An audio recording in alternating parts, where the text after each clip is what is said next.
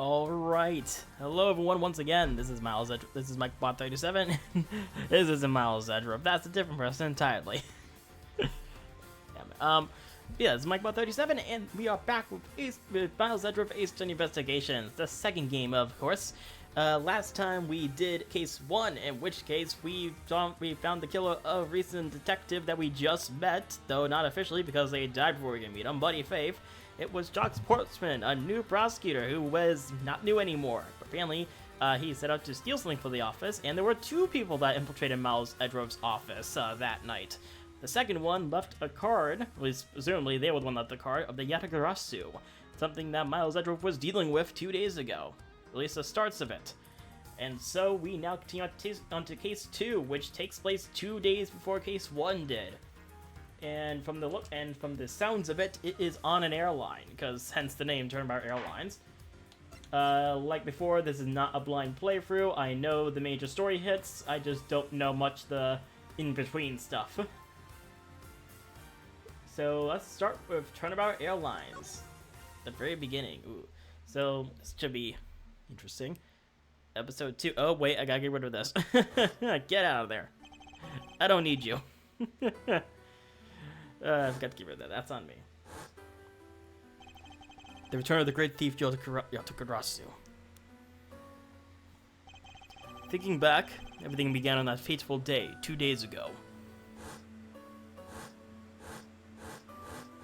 We go back in time 2 days earlier. Ooh. Oh. Uh-oh. Oh, that was wine. Okay.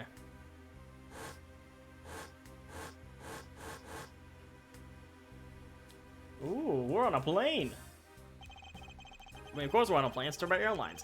Yes, everything began up high in the air. 9,000 feet in the air, to be precise. Thank you for flying. Go you... Oh god, what is that?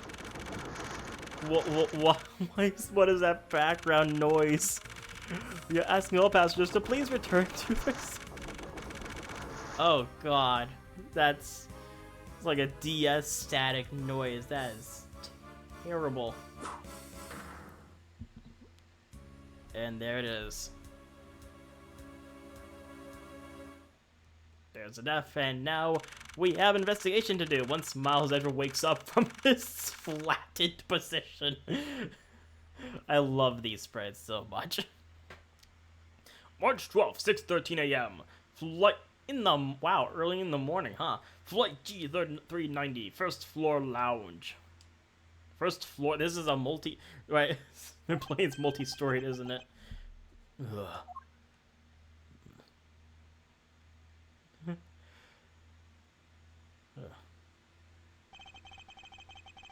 Why do I feel like I just woke up from a horrible nightmare?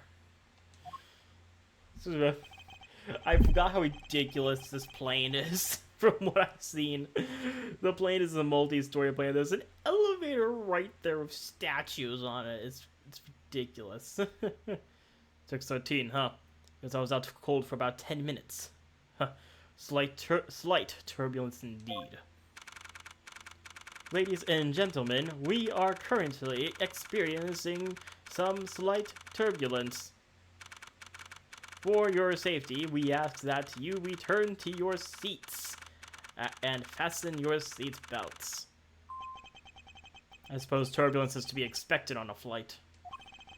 Though, admittedly, I'm less than comfortable with anything resembling earthquakes. Oh. What's this? A travel wallet? But it's not mine. How did someone else's travel wallet wind up in my pocket? Ugh, my head. Why do I want this headache go away? I'll take care of this travel wallet later, or hand it off to an attendant. For now, ugh, from earthquake-like turbulence to an elevator. I can't win here. What am I doing hesitating like this? Actually, I know full well why I hesitate. It was when I was young. It was when I was still but a young child. I was caught up in a murder that happened in an elevator. I haven't been the same since. But how long am I going to let my past haunt me? It's just an elevator. I'm a grown man now. I need to behave like one. I step in. Oh my god! What the? What in the world happened? Is there something wrong, sir? Oh, she's right behind us. It must ask that he return to your seat. He's dead. Please, calm down. We mustn't jump to conclusions without all the facts. What's wrong? Did something happen? Oh. But no! You have it all wrong. I wasn't me. Well, things got off to a rough start already.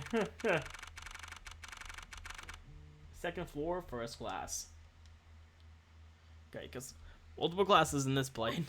Well, multiple floors in this plane. Everyone, I'm sorry to interrupt, but I have an important announcement. I am one of your flight attendants today, Rhoda Tenero. Unfortunately, we have just had a minor accident on this flight. Yes, a minor one. Nothing to be concerned over. Wait, I just see Edgeworth below. Is he like... is he tied up in his seat? Is he like handcuffed or something in his seat? An accident? Don't treat us like a stupid conclaves. It was a murder. What? A murder? What's going on in this flight? Everyone, please calm down. There's no reason to panic. This flight will stay on course and make a scheduled landing. We are still currently in the middle of a rough patch of turbulence. So until we are out of this area of time list, I ask that you please remain seated. But someone was killed, right? I mean, what about the killer? Let me off! Please, there is no need to feel threatened. What are you even gonna do up here? He's right. I just see. We have already apprehended the culprit.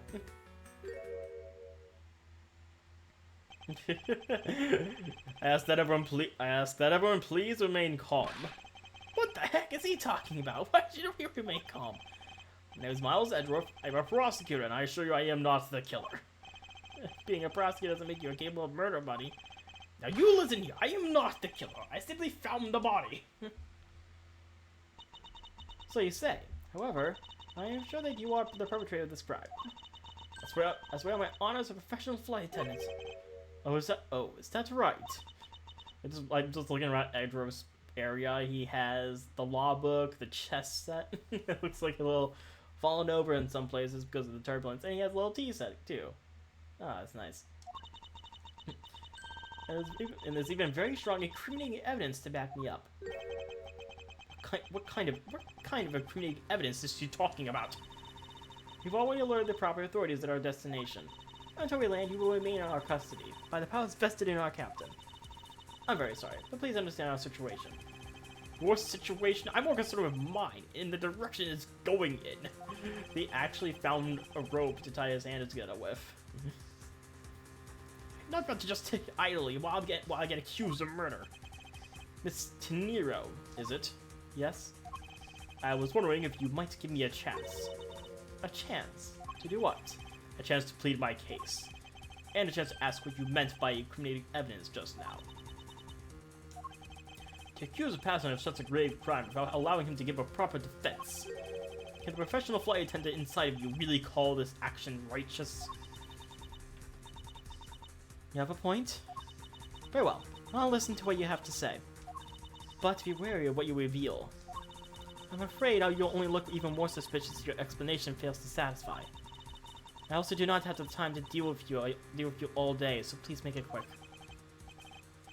Of course, as you wish. Good. Very well then. Let's get started. I know for a fact that I didn't kill that man in the elevator. What I don't know is what sort of evidence she has up her sleeve. I'm sorry it doesn't fit with how the crime really occurred. Oh, I'm just going right into this with nothing at all. Do I even have any? Oh, I have some evidence.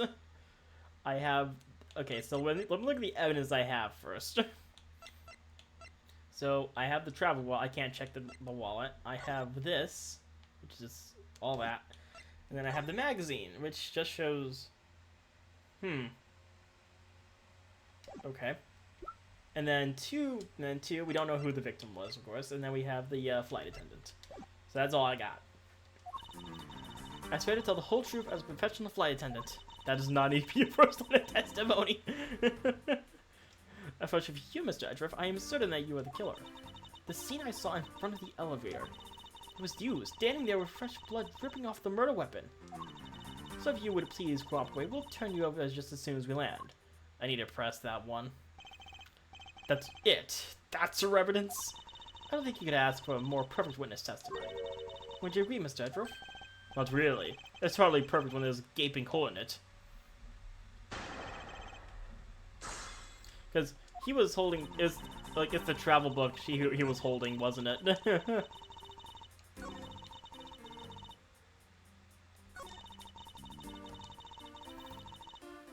You press that first just in case, but I'm pretty sure that's the travel book. The murder weapon. Dripping of blood. Really now? I swear that was the grisly scene I saw before me. Thank goodness it wasn't a passenger who saw her, or there'd be widespread panic by now. As I recall, you quite panicked yourself at the time. Excuse me? You were scared enough to misread the situation and accuse me of murder. Nonsense! Professional flight attendants can't afford to be that flustered. I witnessed the murder scene, and I'm now listening to your defense. All with a smile. Apparently, you also lie with a smile on your face. Mistake shine. I did not mean to hit that, but mistakes shine like the silver lining on a dark rain cloud, and I'm going to catch some of that light from evidence.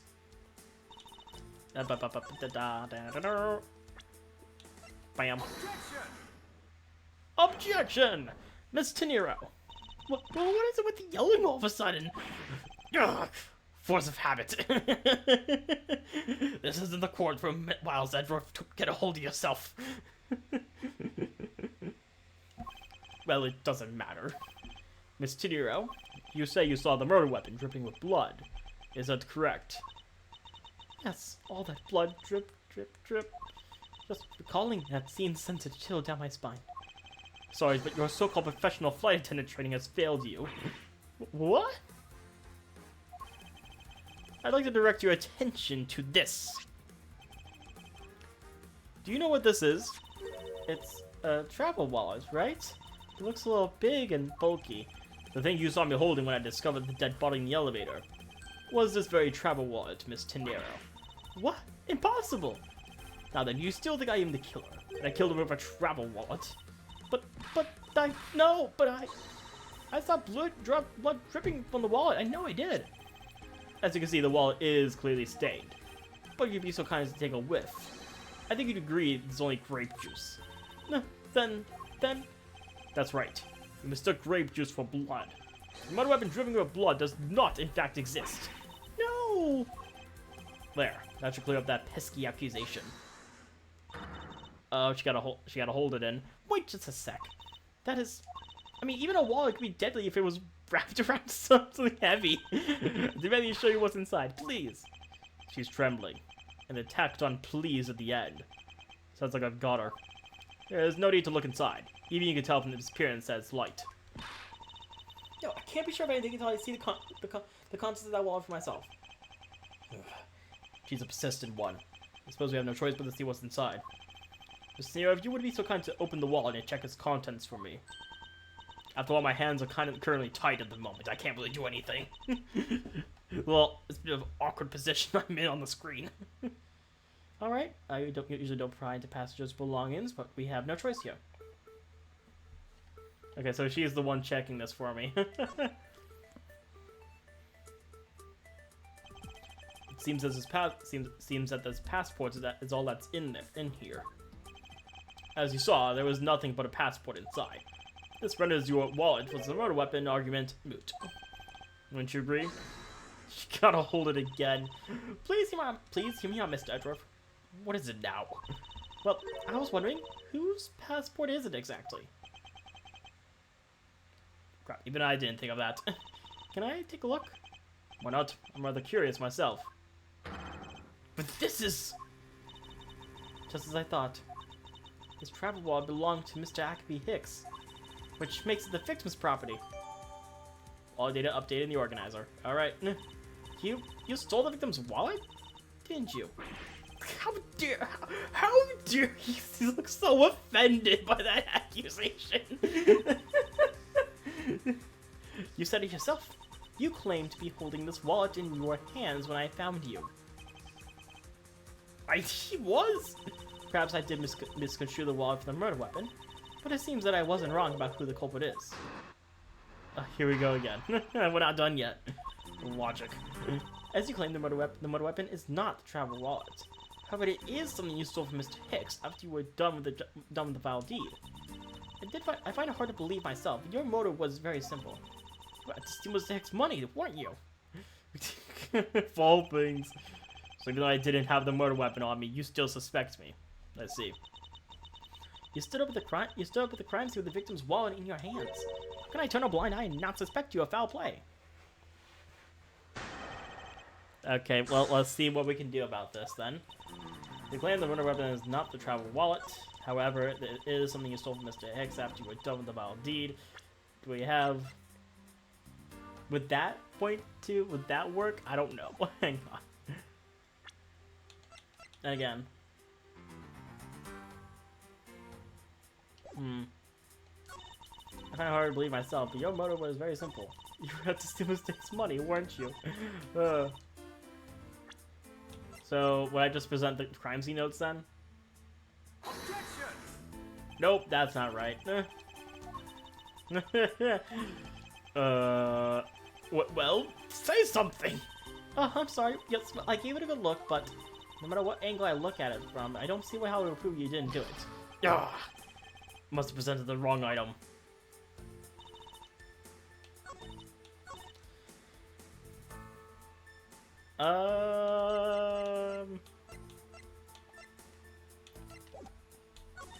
No, I'm gonna press these two statements. Shouldn't that be proof enough for you that I did not murder the victim? Not at all. Oh, and why not? Because that wallet may not have been not what I thought it was. Hold it. You think I stole it? Yes, I'm very sorry to say it, and I wouldn't usually be so rude, but it must be said. I never thought I'd see the day, but here I am calling a passenger a thief! Maybe I should put on a serious face and say more directly. I believe you removed the wallet from the victim's personage. It really doesn't matter how you phrase it. What I'd like to know is why you think I stole Mr. Hicks' wallet. Hold it! I don't think I have any sort of motive to speak of. I've never met Mr. Hicks before, and our only connection is one flight. But that is more than enough of a reason. How do you figure? He was sitting in first class, and I think the implication is quite clear. You're also in first class. Hicks is not the only one in first class. We're literally standing in first class right now. You think I was after his money? Where did that cockamamie idea come from? True, you're also a passenger in first class, but I thought something was off about you in those deeply etched lines on your forehead. But they're not lines, they are perfectly normal and part of my natural face. I think I met someone with such a terrible continence on a flight before. He looks so mad. I can't do this just when his face is like that. He just looks so offended by this. And that's when it hit me. You have the face of someone with money trouble. She really is making a fool of herself, pursuing this line of logic. I should spare her and present the piece of evidence that contradicts her testimony. I don't know what Okay, so nothing to change, but there's something. So...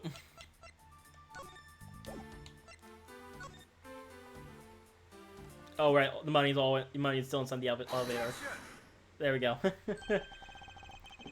Or I wonder if I might get a word in, Miss Tenero. But what is it now? Miss Tenero, I wonder if you noticed the contradiction within your own testimony. What are you talking about? It's simply impossible that the motive for this murder was monetary theft. One glance at the crime scene should have told you that. What about this scene would prove that the motive for the murder was not the money? I mean, this stuff, obviously. Take that! If I may direct your attention to the things strewn all over the floor, nah. That's right. The floor is covered in bills and coins. By your rationale, these were the very things the killer was after. I think we can assume the wallet fell during the victim's struggle with his killer. And I would think that the killer would have noticed something like money scattering everywhere. Furthermore, as you can see, there was no effort made by the killer to gather the money. But the wallet! No! You're not going to say everything. Ah yes, the wallet. You will also recall that the only thing in it was Mr. Hicks' passport. If you are really insisting that it was a crime based on greed, then you're claiming that it was all for an empty travel wallet. I... Forgive me, please! Hey, what the heck? Are you saying that the attendant's wrong? So that guy isn't the killer? Don't believe it, everyone. It's a trick. Will you all please be quiet? Miss Tenero. Everyone was hearing all of that. Yes? You lost your cool when you saw the dead body. Plus the lounge was dark. Looking into the light from the elevator. It's easy to see how you mistook the wallet in my hand for the murder weapon. I take no offense that you thought I was. I take no offense that you thought I was the killer, Mr. Edgeworth. Thank you for releasing me. What? What is it now? I have no clue what he's saying at all. Miss Tenero, if you could please translate, I'd be much obliged. It sounds like Borganian, but I don't understand any of it. There's another attendant on this flight who... Oh, I said he is giving the runabout! I don't require an interpreter. I speak English just well, see? You, the attendant. Yes, sir? I want this person to be under the arrest until we arrive at the airport.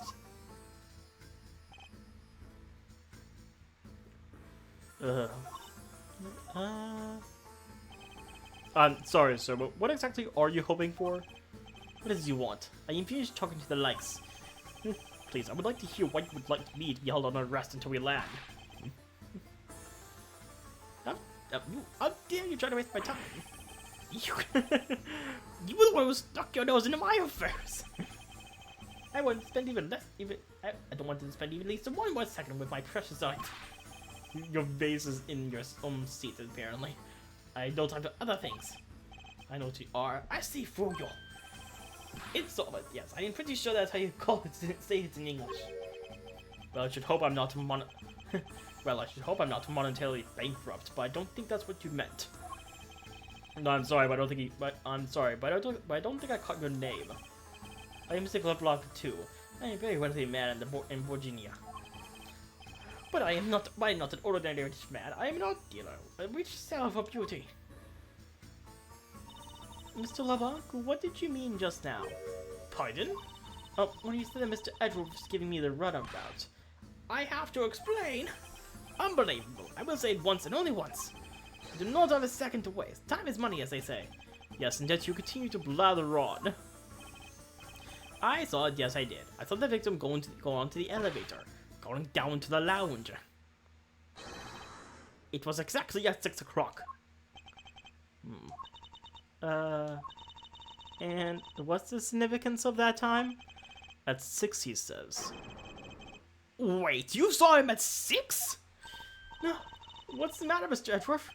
He understands, I see. Mr. Attendant, what time did you discover the body?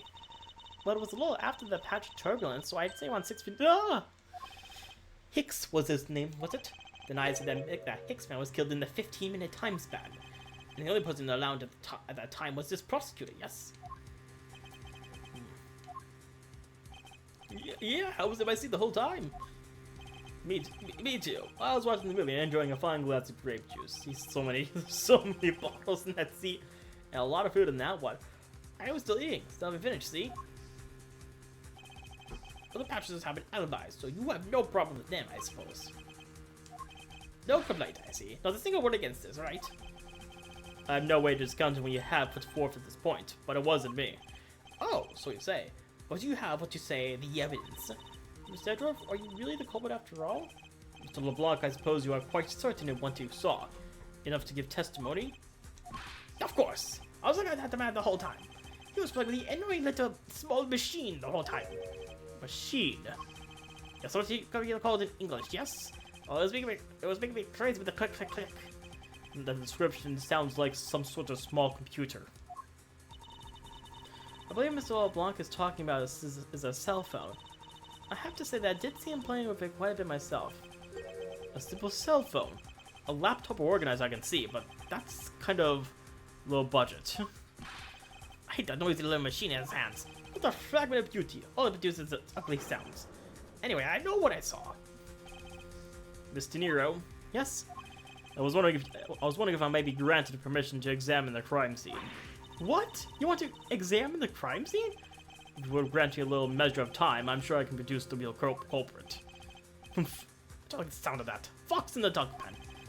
Yes, I think that's how you say it. That's not how you say it in English. It's fox guarding the hen house, and I believe my innocence was proven earlier. And if I'm given the chance, I can clear up all the remaining doubts. Mr. Nero, you wait until we arrive. There was a good chance that some evidence will have been destroyed by then. I understand. Let me see what the captain has to say.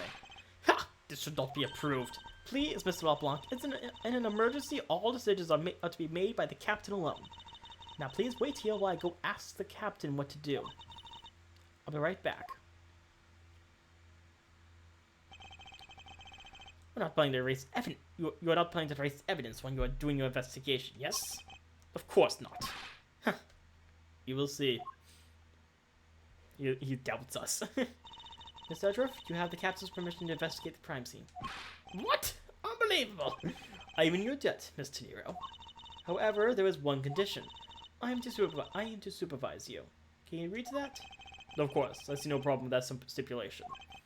It's only natural, as I am still a suspect in this case. I take full responsibility and will watch Mr. Edgeworth's every move. I hope this is reassurance enough that there will be no foul play. Now then, Mr. Edgeworth, shall I proceed? If you need my help with anything, please feel free to use Y to talk. It's time to head to the scene of the crime, the first floor lounge. So I'm gonna go that way because the elevator is.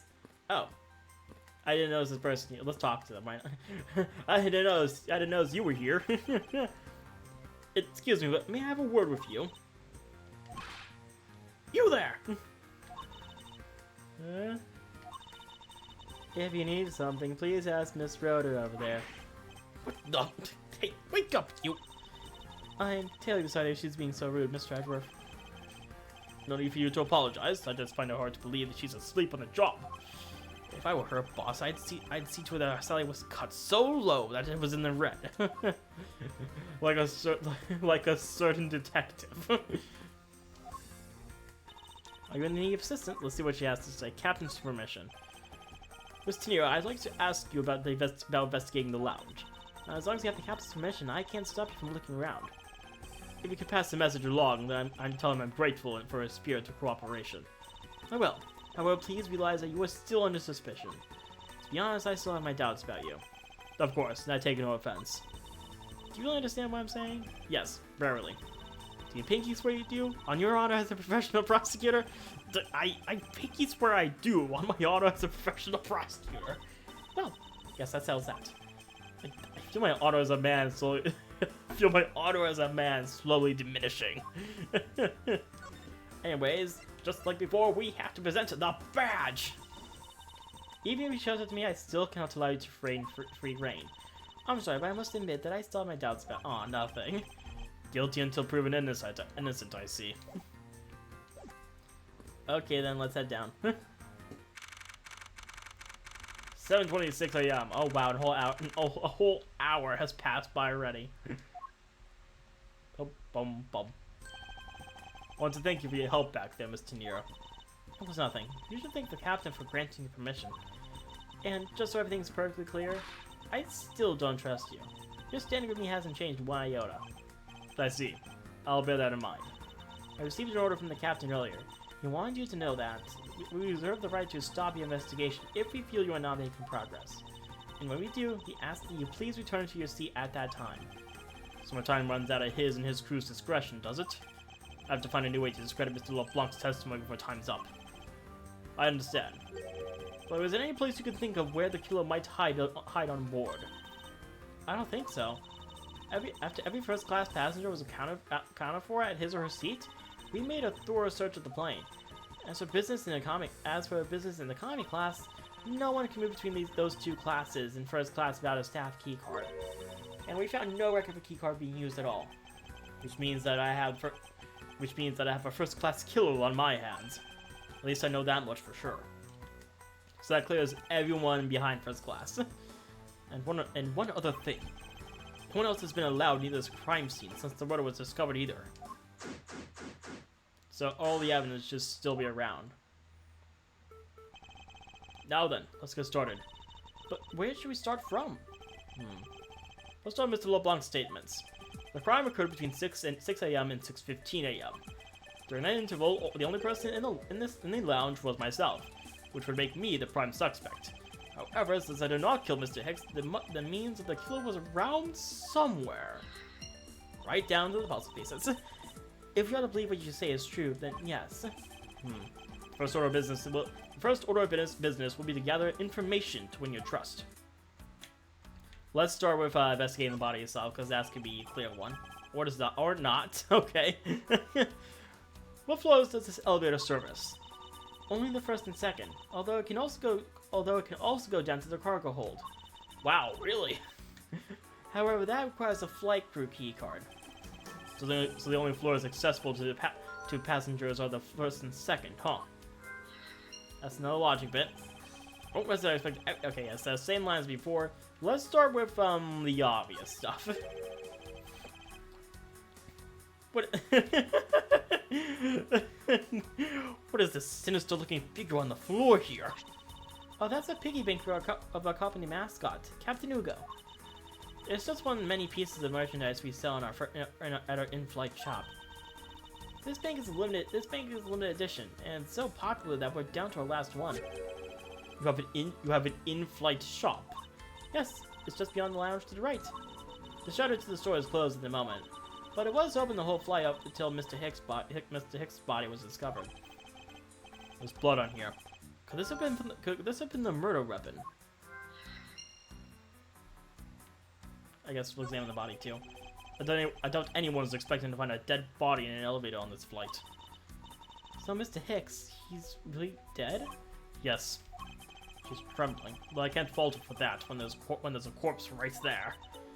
Mr. Hicks, if you're really dead, then please answer yes.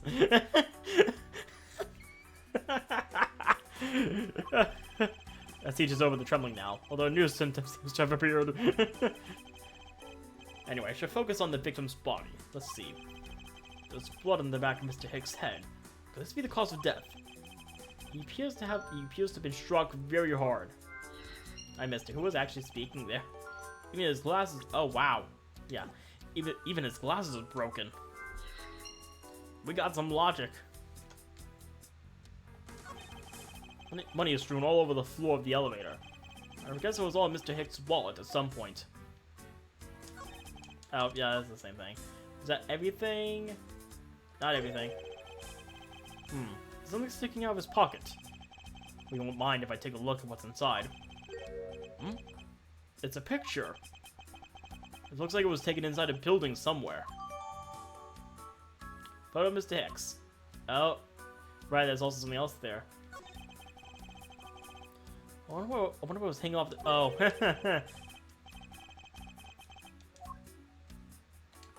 The news! Is this spot somehow connected to any of the evidence I hold? Yes, it is. BAM! Eureka! Mr. Hicks' machine is nowhere to be found. His machine? His cell phone, Mr. Nero. So I guess it's not here. Yes, I think we can safely deduce that the killer took it. Missing cell phone, jotted down the organizer. Alright. So, I'm guessing that's everything then. Nope, there's still something here. What? I already checked this earlier, but it never hurts to take another look. What have I missed? I don't know what I missed. Apparently, according to this, there's still something here I've yet to check.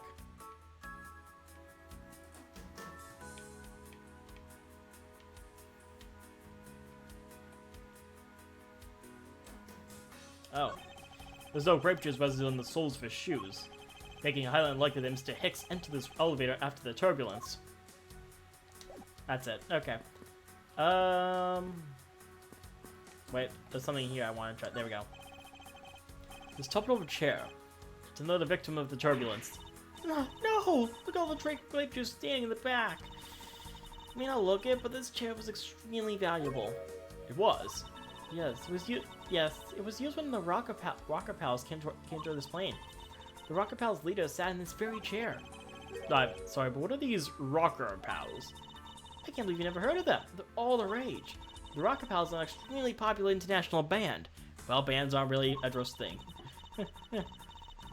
Yeah, they added the I love it. She's the one that's talking, and yet Edgeworth's mouth is the one that's moving. Yeah, the pals part as they became more popular, especially among teens. That explains it. Not really one for the music of today. Maybe I should ask Detective Gumshoe about them later. Perhaps that new rockstar prosecutor that's in the office. I believe his name was what was his name? Piano? I believe that sounds right. On second thought, I can already see how confusing the conversation would get. I guess we'll check the piano. This grand piano is the pride of this plane. It can play the music of whatever CD we insert into a CD drive. That's not a piano, it's more like an overgrown music box. But its keys to press along the music as though there really is someone playing it. Some people have entirely too much money to waste on overly complex toys. So there's probably something I could put together by now, because I'm pretty sure I have enough. Yeah, I have 5 pieces of logic. So these probably connect. Yes, there we go. A statue of blood on it lying next to the body of a man who was beaten to death. Oh, Mr. Edgeworth, I think I figured something out. Yes? What is it? The way the blood is on this, it looks like it matches up with the wound on his head. Well, aren't we deserving the master of the obvious title? Well, what do you think, Mr. Edgeworth? Don't you think that's worth investigating? It would appear this figurine is our murder weapon. Oh, I just knew it! I mean, I can't think of any other connection. Perhaps Master of the Oblivious would be more befitting. We have new evidence. Elevator, where was the kill? Broken glasses. I don't believe any of these connect. So can I, like, check this out now? Yes, I can. I guess I'll just check that out. There was some blood on one of the porters. Could this piggy be the murder weapon? That's it. Suppose this is where you insert your coins. I have to say, for piggy bank, it's made rather well. So well, in fact, I'm not sure there is a way to take your money out. So that's the picture we have. Nothing else in the moment. A few copies of Sky Magazine, the magazine rack. This month's special is an English trivia quiz. That's not a bad idea. I've heard that the youth today don't know a particle from a participle. Now, please don't go around confusing people with made-up words, Mr. Edgeworth. Who's ever heard of a words such as a participical? I don't know how to pronounce that. Case in point. So let's check this out. These bottles of glasses must have been broken by the turbulence. There was quite a bit of broken glass here. Please be careful when passing through the area. Thank you very much for the warning, Mr. Edgeworth. However, no matter how kind you are towards me, know that it does not clear up any suspicions I have about you. I'm totally warning you for the sake of clearing my name. Door. This door leads to the flight attendant's room. But please understand that it's off limits to unauthorized personnel. The room is giving off the scent of woman's perfume. One would think that perfume would smell great, however, to me it simply smells. But I don't have any interest in what lies behind this door. Perhaps we should turn the investigation, Mr. Edgeworth? He's curious, but he's curious at least, Mr. Edgeworth? Sorry, I spaced out for a second there.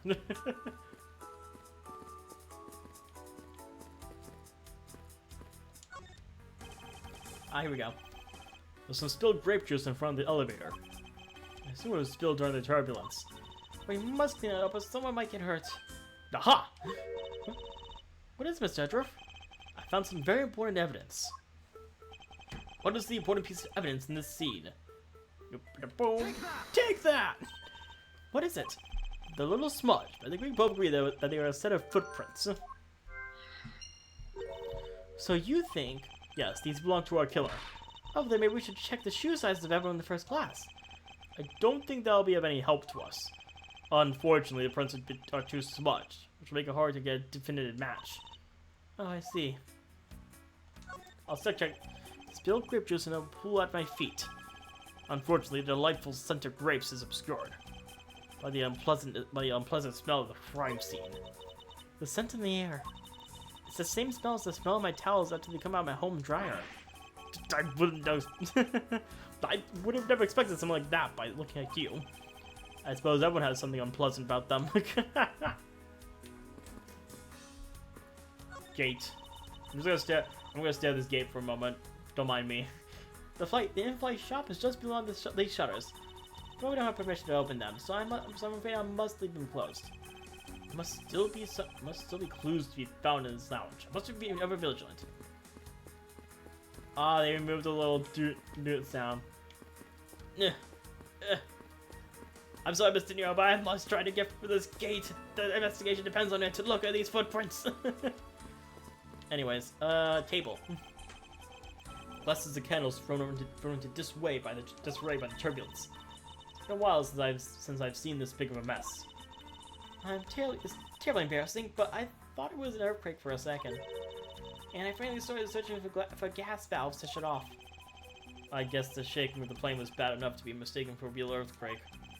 Not that I would know, since I was unconscious for most of it. We must have something we can connect, because we have 4 things here.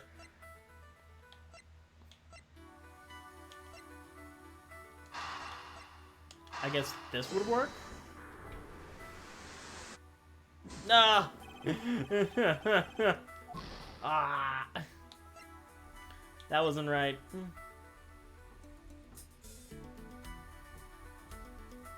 Okay, so wait, we have 4. Some of these have to work, right? Come on.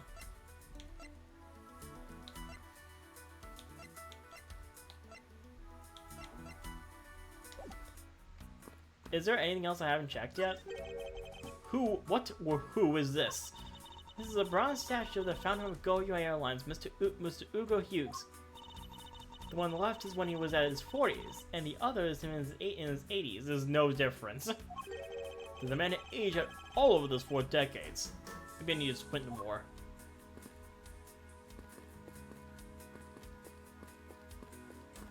Is there anything? Have I gone to everything at this point?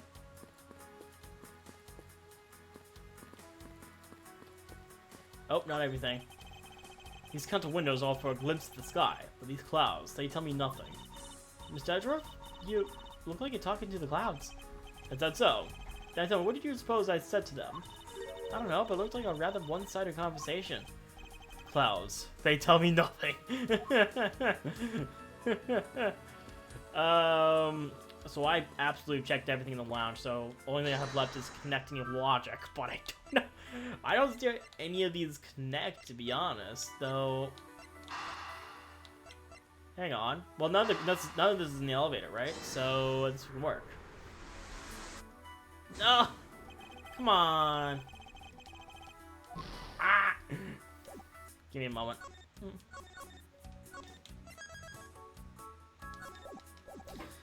Let's think about this. So what do we have?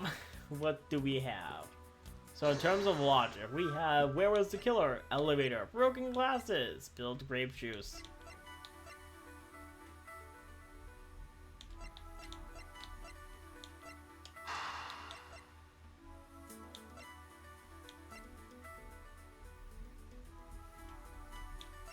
So what clues point to where the killer could have been? I'm not sure I have that yet. What if I try connecting these? Nope. Okay, let's actually... Maybe if I talk to her. Did you notice anything? I was wondering whose footprints are those next to the elevator. I'd say the killers, wouldn't you say? Even if they aren't, I'm sure they are a vital clue to solving this case. Oh, maybe there are other clues waiting to be found in other places. Come on now, Mr. Edgeworth, let's go find them together. A word of advice, nobody likes a credit thief, so stop stealing my lines. I was wondering if you noticed anything, Mr. Nero. Yes? I can't help but notice the sad atmosphere in here. Yes, it is a rather tragic crime. I'll say, remember the poor man after bludgeoning him to death? Talk about rubbing in the salt. I can't forgive who would do this to a passenger of mine. As a professional flight attendant, that I will capture the culprit with my own hands. And I promise, as a prosecutor, to solve this case with logic and deduction. I should go over the leads I collected so far one more time. The key to solving this lies in the intersection of my logic and the evidence. So, when we try presenting a... No, okay. Will she accept anything I present to her?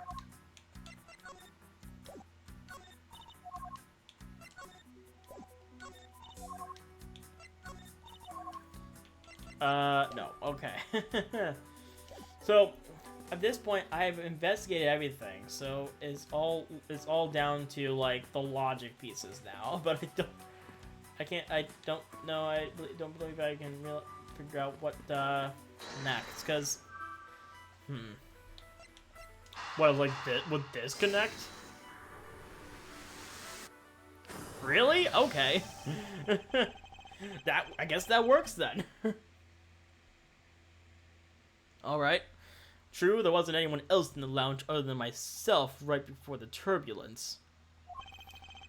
But if the killer was in the elevator along with the victim, that's a different story. If only I could prove that the killer would rode the elevator with Hicks. That's probably where that comes in. Yeah, there you go. I have it! Huh? I'm sorry, but I don't understand, Mr. Edgeworth. I can prove that someone other than myself was here around the time of the murder. What? Really? Yes. It's rather simple, actually. Proof is in the pudding, or rather, the grape juice in this case. Though these footprints here confess to me this very fact, that someone exited the elevator alive. Seeing as how the victim is dead, that would mean a second person. But couldn't the footprints be from Mr. Hicks himself? Ah, but if you take a look at our victim's shoes, you can see that the soles are spotless. Which means Mr. Hicks wasn't alone in the elevator. In fact, it's quite the opposite. There was actually one other person inside the elevator. Grape juice footprints jotted down the organizer. Investigation complete. Yay, I got my health back. What's going on over there? Okay. Still shouting. Oh, there we go. Unforgivable. This is unforgivable. Do you understand what I am saying? The movie is late. It is the same level of bad as if the plane arrived late. But the movie... What? I will not talk to you anymore. You are just wasting my time. He's here now. What is the matter, Mr. LeBlanc? If there is no emergency, please return to your seat, sir. Do not tell me what to do. I need her to sit down. Well, Mr. Prosecutor, did you prove that you are innocent yet? If you would like, I will prove my innocence to you right now. What nonsense! Are you saying my eyewitness testimony is mistaken? Not mistaken, merely that there is room for doubt. I'd be most honored if you could please tell me what you saw in detail once more. Fine. Shoot yourself! Wait. That's not what I'm... Fine, shoot yourself! Oh, no, I'm sorry. It's not what I meant. I'm getting too hard into the accent there. I am certain I saw Mr. Hicks enter that elevator. The needles in my pocket watch pointed to the 6th and the 12th. But it was discovered 15 minutes after that in the lounge, yes? Then you were the only person in the lounge at that time. Must be the criminal. Mr. LeBlanc's conclusion seems to make logical sense. After all, the only person in the lounge at the time of the murder was me. So, I need this testimony. You think you can destroy it? Then come, let me see. Hurry! Do I look like a man who was having the time to wait for you? Why is he so irritated? I'm the one who's accused of murder here. Anyway, I must find a way to discredit Mr. LeBlanc's account somehow, and fast. What I saw. I am certain I saw Mr. Hicks on the elevator. Those on the heels of yep, that's not a question. That's also not a question. So then I would present the probably this. Nope. Too soon. You can press against and speak. But that's all well and good about this piece of evidence. Let's put their value in it, even just superficially.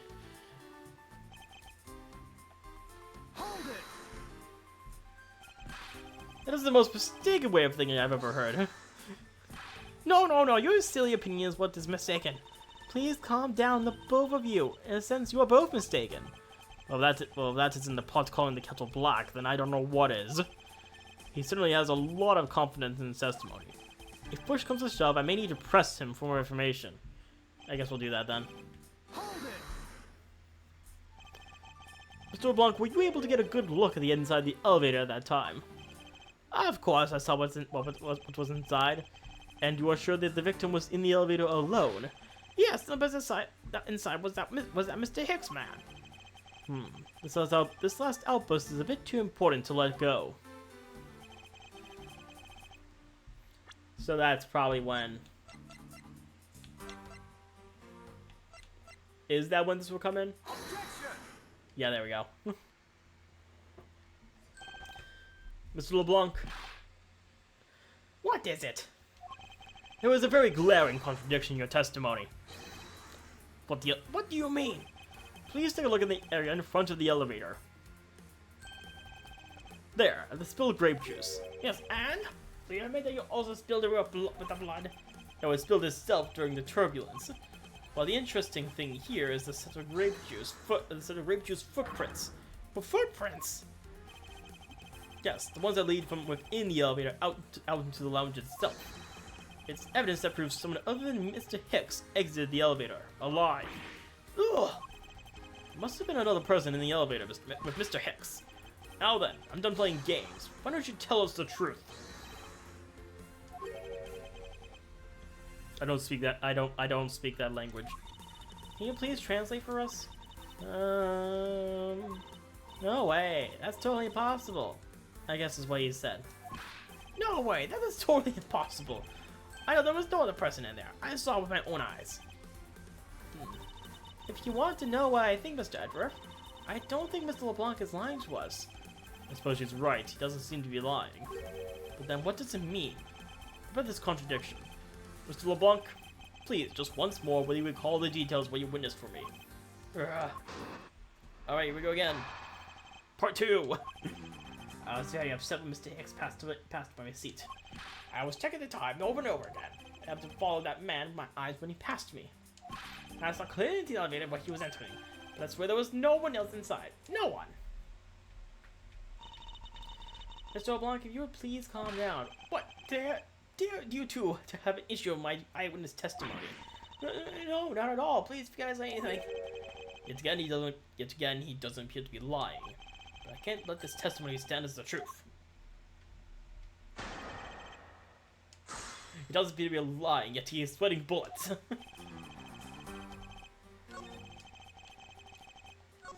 Wait. First of all, why are you mad when passed by his seat? Second of all, why are we continually checking the time? So, are you still upset now? I'm always upset. The only time I am not is when I have a piece of art in my hands. It's surprisingly easy to believe that about him.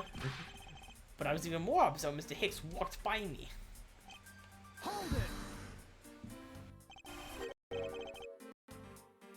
Attentive to the time.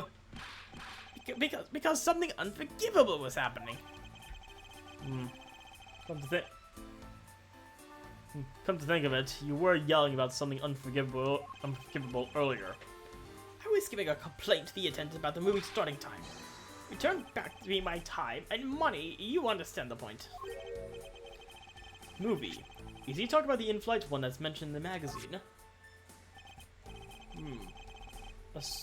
A summary of the plot and its start time. Interesting. So it was supposed to start at 6. They are supposed to show License to Love, Laugh, Maim, and Murder. I cannot see that movie in my country, but only see it on international flights. I looked forward greatly to that movie. I pocket watch for the whenever possible so I not miss it.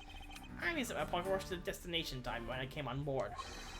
So my watch was not wrong. I smashed the schedule, but the movie was still late, very, very late. Your pocket watch. I'd like to ask you a little more about it. If that's alright.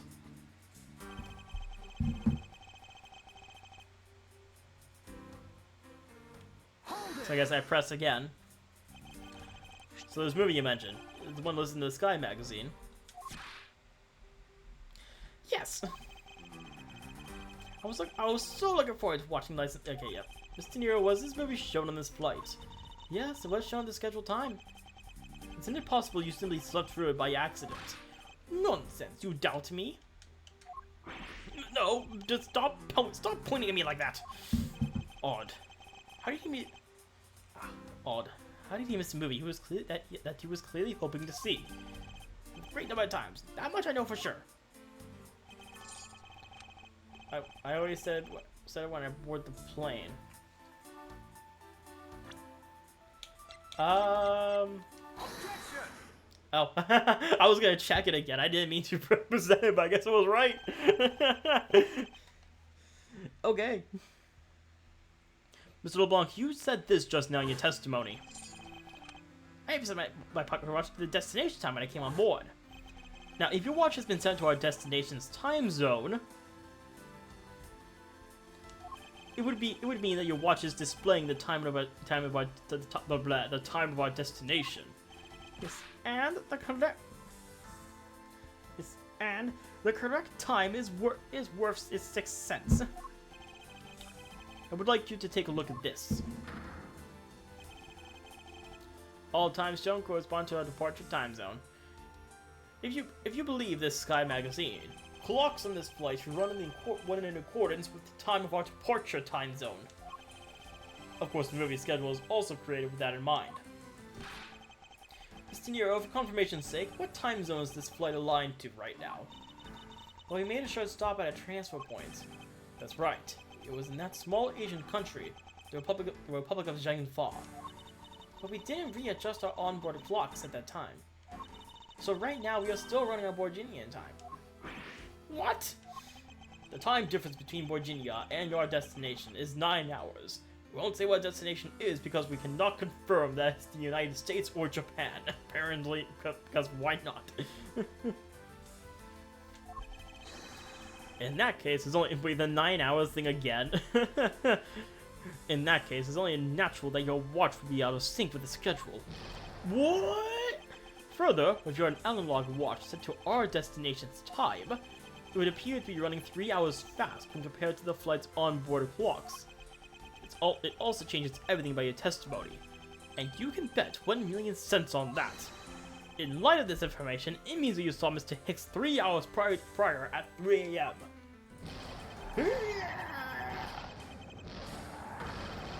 My 1,000,000 cents. This should clear up all the remaining accusations. So this basically widens the time frame, the frame for the time of the death, right? Yes, because Mrs. LeBlanc saw the victim enter the elevator at 3 a.m. This means that the time of death could be anywhere from 3 to 6:15 a.m. The question is now, where was Mr. Hicks during that span of time, and what was he doing?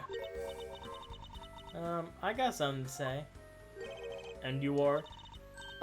Yeah. I'm Cammy Meal. I'm a flight attendant. She's so spaced out. What does he wish to say? Well, I think your story's a little different from how I remember it. What do you mean, Cammy? I saw Mr. Hicks sitting in the sea at 5 a.m., you know. What? how can you be so sure of that at the time? Oh, that's right, he pushed his call button while we were parked at the transfer point. The stop we made from the refueling and cargo transfer is in Zhengfa, correct? Yes, it was from 4 to 5 a.m. according to our clocks. And during that time, did any of the passengers leave or did any new ones board this flight? No. Not a single person got off or on in Zhengfa. What about the flight crew? The few who were handling the cargo transfer might have temporarily gone on or off. But eventually everyone, including Cammy and myself, came back on the plane. So basically I can assume that no one left or got on since our initial takeoff. Interesting. I should keep that in mind.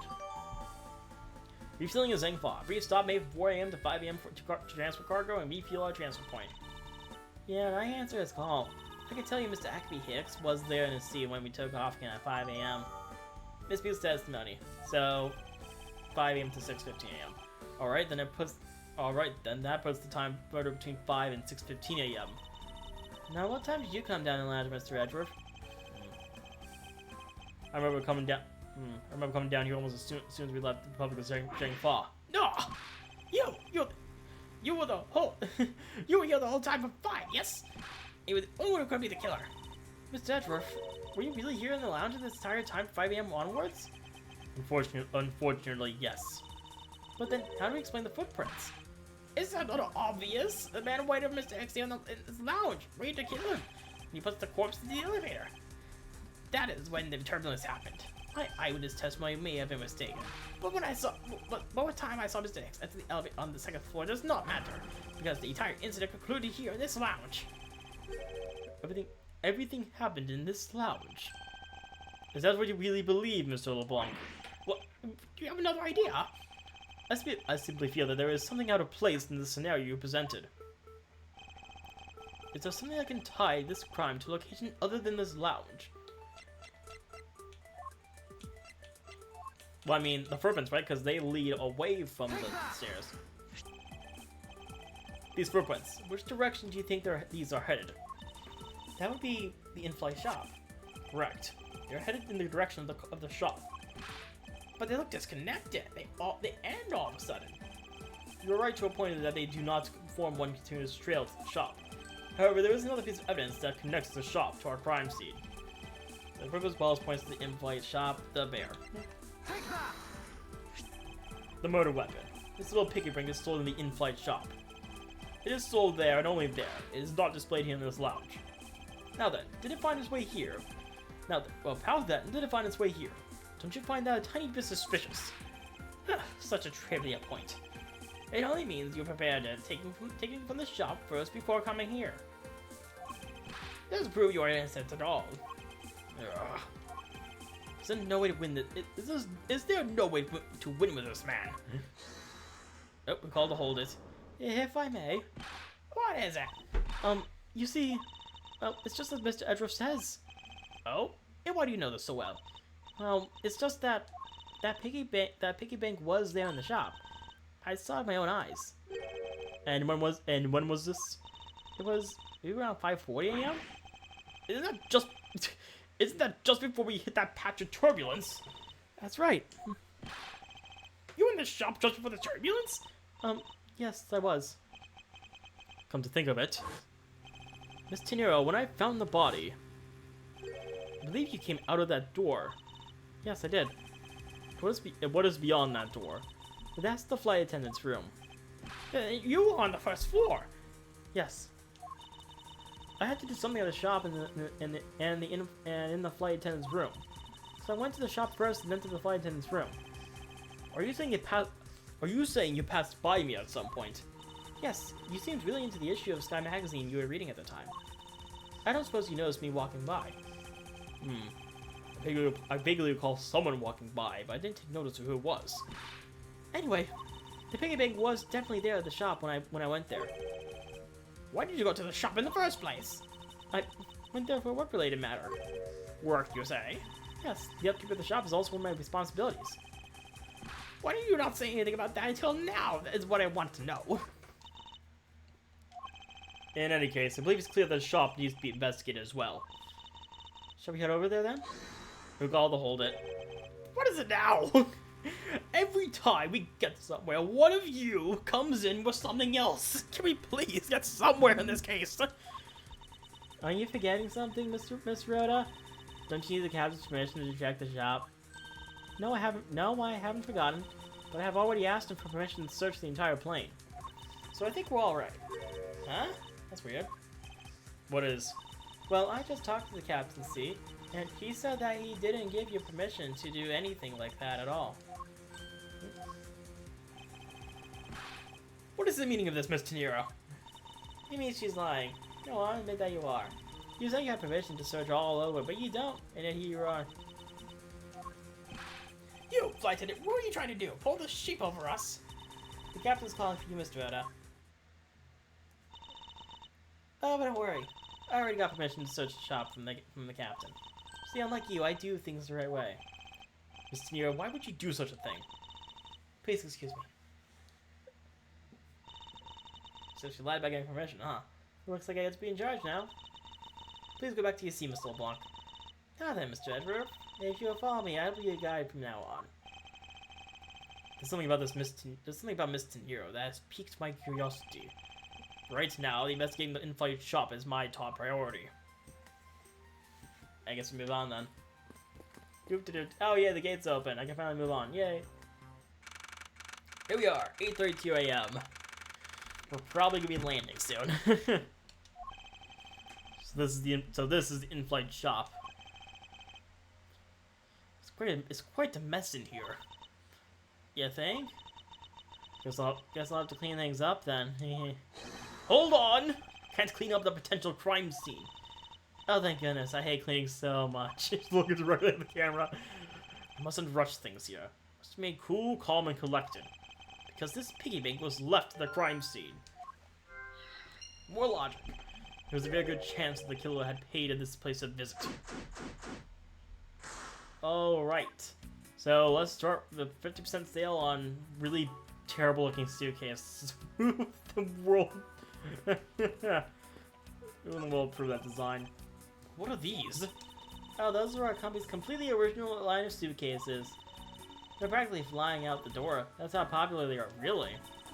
You should buy one to see how you like it. You'll regret it.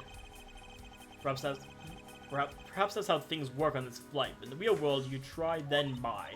No way. Either way, it doesn't really matter. True. Wait, why would anyone buy a suitcase after they've boarded the plane? Anyway, see that? Looks like all the Captain Ugo heads painted on there. Cute company mascot, isn't he? They painted on with a lot of care. Does he look like he's about to jump out of you? There's certainly making something jump inside my stomach. Huh? I guess there's no fooling your refined taste. You looked like you really wanted to get one. I thought I was going to finally make my first sale, but you saw right through it.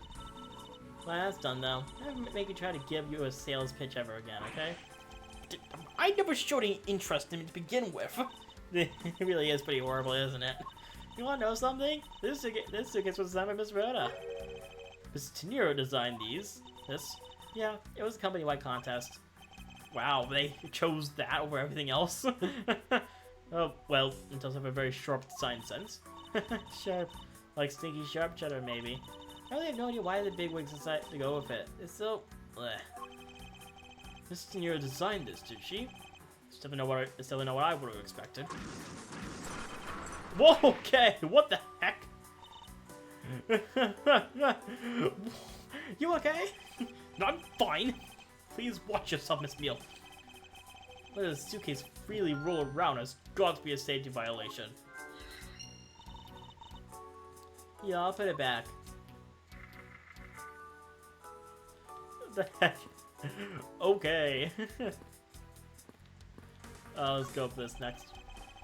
The glass from this display case door is shattered all over the floor. And it looks like there's nothing on display inside either. Wait, actually, I think there is something. What's this? A mini captain's hat?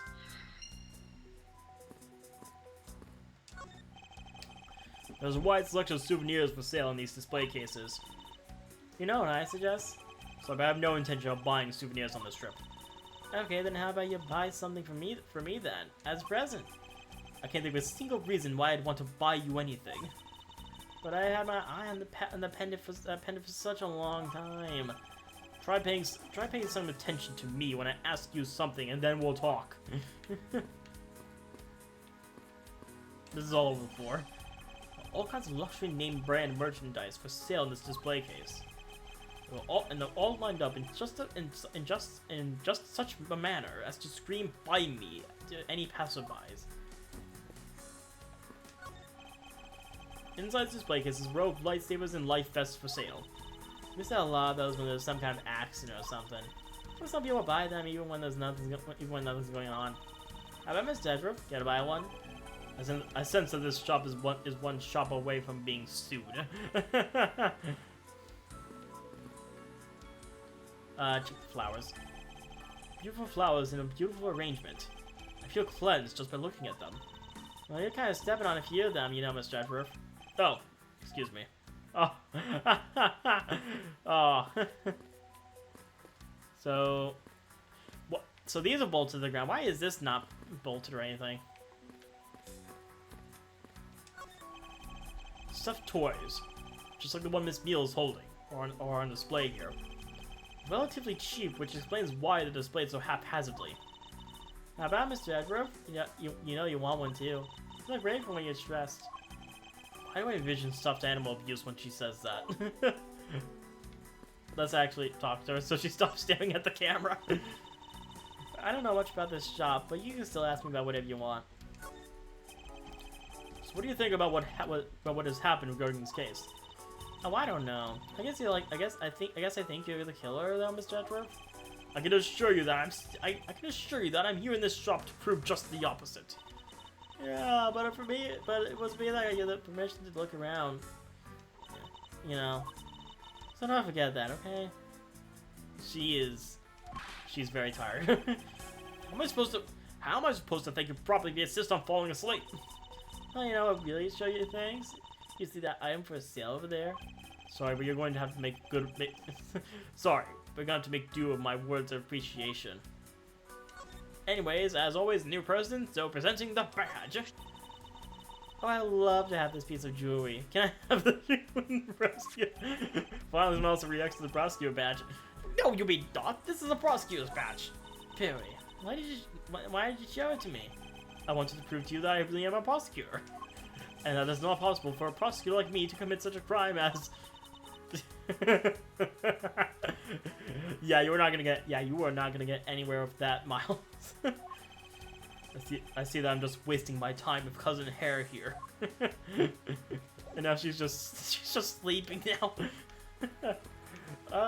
So doesn't look like I have anything else to check out. That means it's time for logic. We have 4 pieces: broken glasses, tiny Captain Sat, murder weapon, Captain Ugo, suitcase.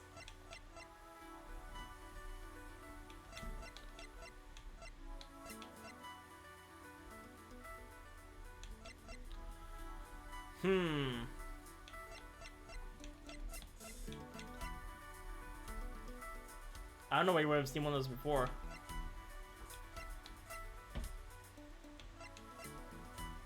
Some of these have to connect, right? Display suitcases, displays can be hazardous. Would this somehow connect?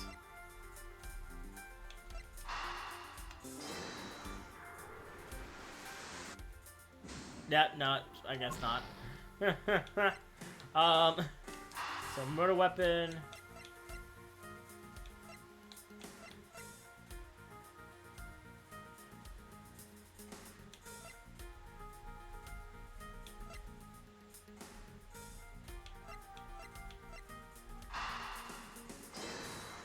I'm just trying whatever, to be honest. Yeah, I should see that coming. Looks like a shining example of perfect line of logic. But from the looks of it, I've investigated everything, so it has to be logic at this point.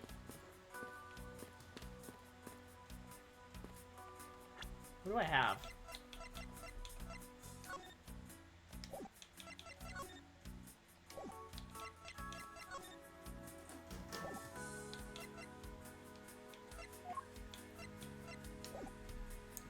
I wonder.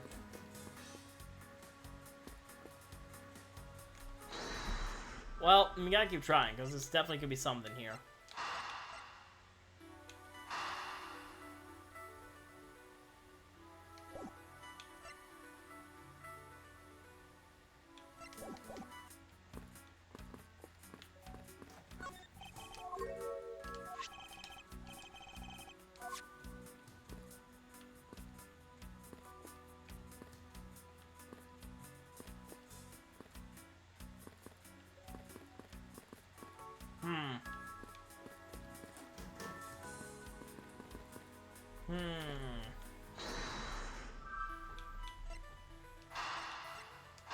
What if I try this? Oh, it works! The hatch probably used to be on the piggy bank's head. Let's give it a go and see. I believe this piggy bank was forcibly removed from this display case. Does this mean that the killer broke the glass to get at it? Really? Don't tell me you don't know what things go with it where in this shop. Well, I don't. Miss Rhoda's in charge of this place. So come on, how should I know anything? It says that since that further inspection of this display case is needed.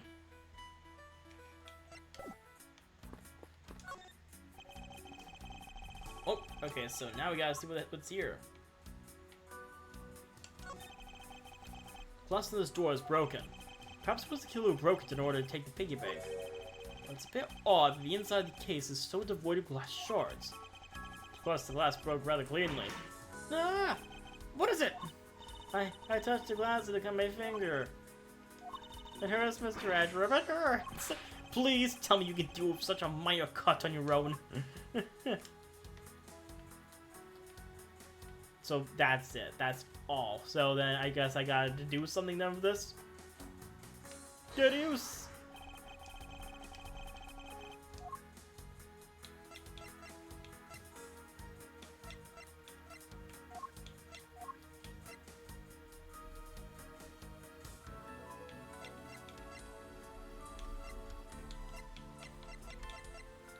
Would that work? Eureka! There was definitely something very unusual about this. About what? The killer broke in the glass to get the Captain Ugo bank. There should be shards of glass inside the case itself. Oh, I see. Yeah, I guess it'd be like that. However, there's not a single piece of glass inside the display case. Nope, no, there isn't. Which means that the glass was broken from the inside out. The piggy bank must have fallen over from the turbulence and right through the glass. Yeah, that's for sure. There's so much glass all over the floor. I'm willing to bet that this hat was knocked off its head at the time too. That's nice. Which leads me to believe that the killer took the Captain Ugo bank from here after the turbulence.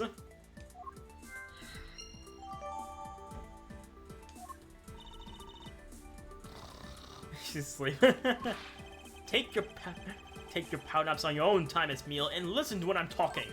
But the murder occurred before the turbulence, which rules this piggy bank out as the murder weapon. So you mean that the bank's not the real murder weapon? It's a fake? Yes, at this point, that is a very real possibility. But then what if the killer wanted to take Captain Ugo? They broke the glass by accident. The display case is locked, so that's highly unlikely. Yeah, but there's one person who could have. So, who would that be? Miss Rhoda, of course. I mean, she's the one in charge of this place, so she has the keys for everything. Miss Rhoda Tenero, huh? So, I guess that's everything then. No, we'll probably have to talk to her now about more stuff. Or not. Apparently there's something else I can do here. Oh, right. For security, there's a lock on this display case. Miss Beale, let me ask you about this lock. One's in charge of the shop is Miss Rhoda, so she's got the keys to all the display cases. I see. Oh, I bet you want to buy something. Do you want me to go get the key from her? No, that's alright. Do I have any logic? Oh, right, of course I have logic.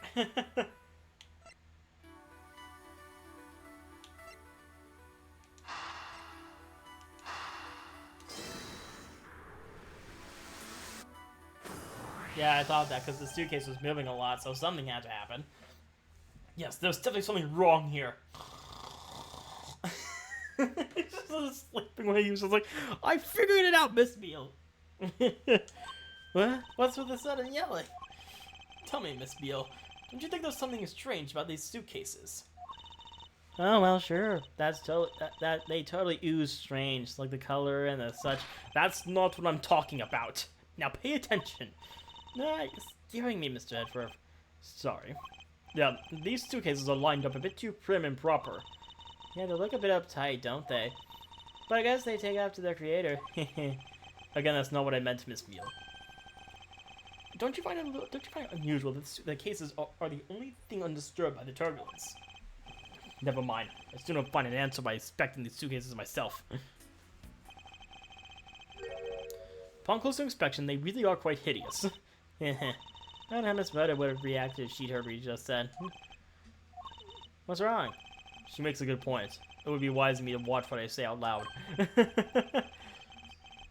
What's this? I spotted something that's not quite right. That's not quite right. What is so unusual about this suitcase?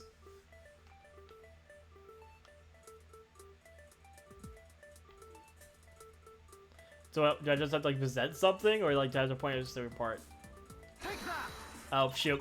I never said the design was on. I never said the design was on. Wrong button. I didn't realize. Right. So it's one of those point out things. My bad. No, killer, get me all riled up. Time to calmly take another good hard look. Oh, the wheel. There's something very peculiar about these wheels. Huh? As in, there are no stoppers in place on these. Without stoppers, one would think that this turbulence would have sent it flying. And... It's just like... And so, it is very likely that this suitcase was placed here after we hit that turbulence. Let's take a closer look at it, shall we?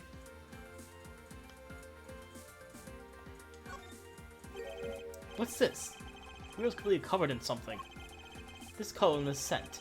Appears the substance in question is grape juice. But why would there be juice on the wheel of a suitcase?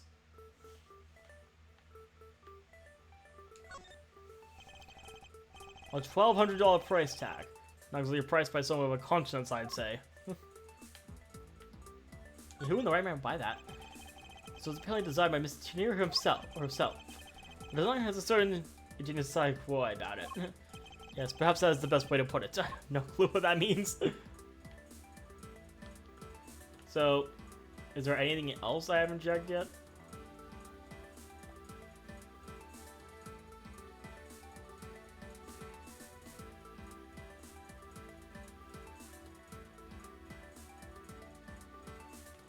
I've checked that. Oh, wait. There we go.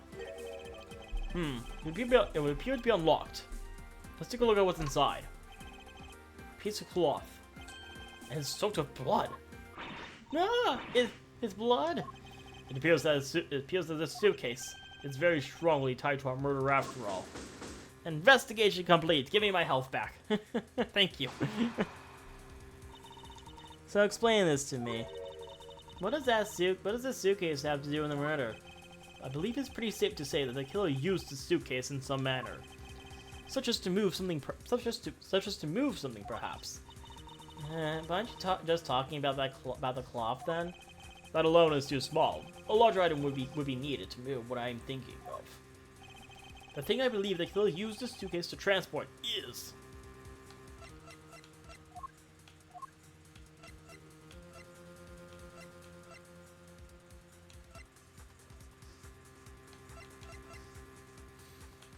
I don't know. Would they have used it to move the bear? I guess not.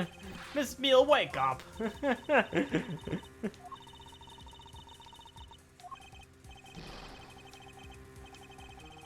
My real explanation begins now. Is she really asleep? The thing I believe the killer used the suitcase to transport is... Oh, right.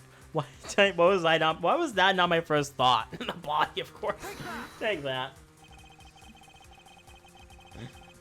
Something that would fit inside a suitcase that is also covered in blood. Sounds like a dead body, doesn't it? So 2 new items, but in light of this, I'd say that Mr. Hicks was moved into the elevator from someplace else, which means that the murder was committed in an entirely different location. So you're saying that after moving the body into the elevator, the killer brought the suitcase in here and just left it? Exactly. What is it? Nothing. Just that. I was thinking about what Miss Rhoda said about coming here for something. Ugh. Excuse me. Is that Senior? Yeah. Excuse me, Mr. Edgeworth.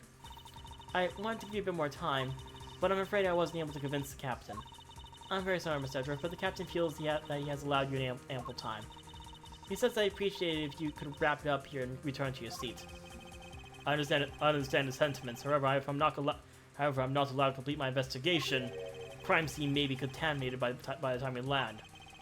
If I must stop, then I insist I be allowed to oversee the preservation of the 2 sites, under your supervision, of course. If that's the only condition, I believe we can accommodate your wishes. I'm here to assist you in any way that I can, Mr. Edgeworth. Sounds like fun. We can camp out and watching everything together. I found proof the real crime scene was not in the lounge, and I have enough evidence to prove myself to be innocent of any wrongdoing. And yet, regarding what Miss Meal reminded me about Miss Tenero, I can't allow my investigation to end here. Truth must come to light. Okay, that's it for this part of the case. We're gonna move on to the next part. Yes, save my progress. Yes.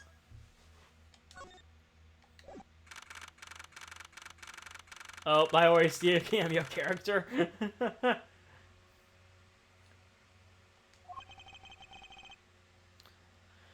I know that once we had landed, I'm supposed to let the local police take over. I missed, what was the time? 1 p.m., wow. And thanks to Miss Meal and Miss Tenero, does that say local time? Yeah. I was able to preserve the crime scene.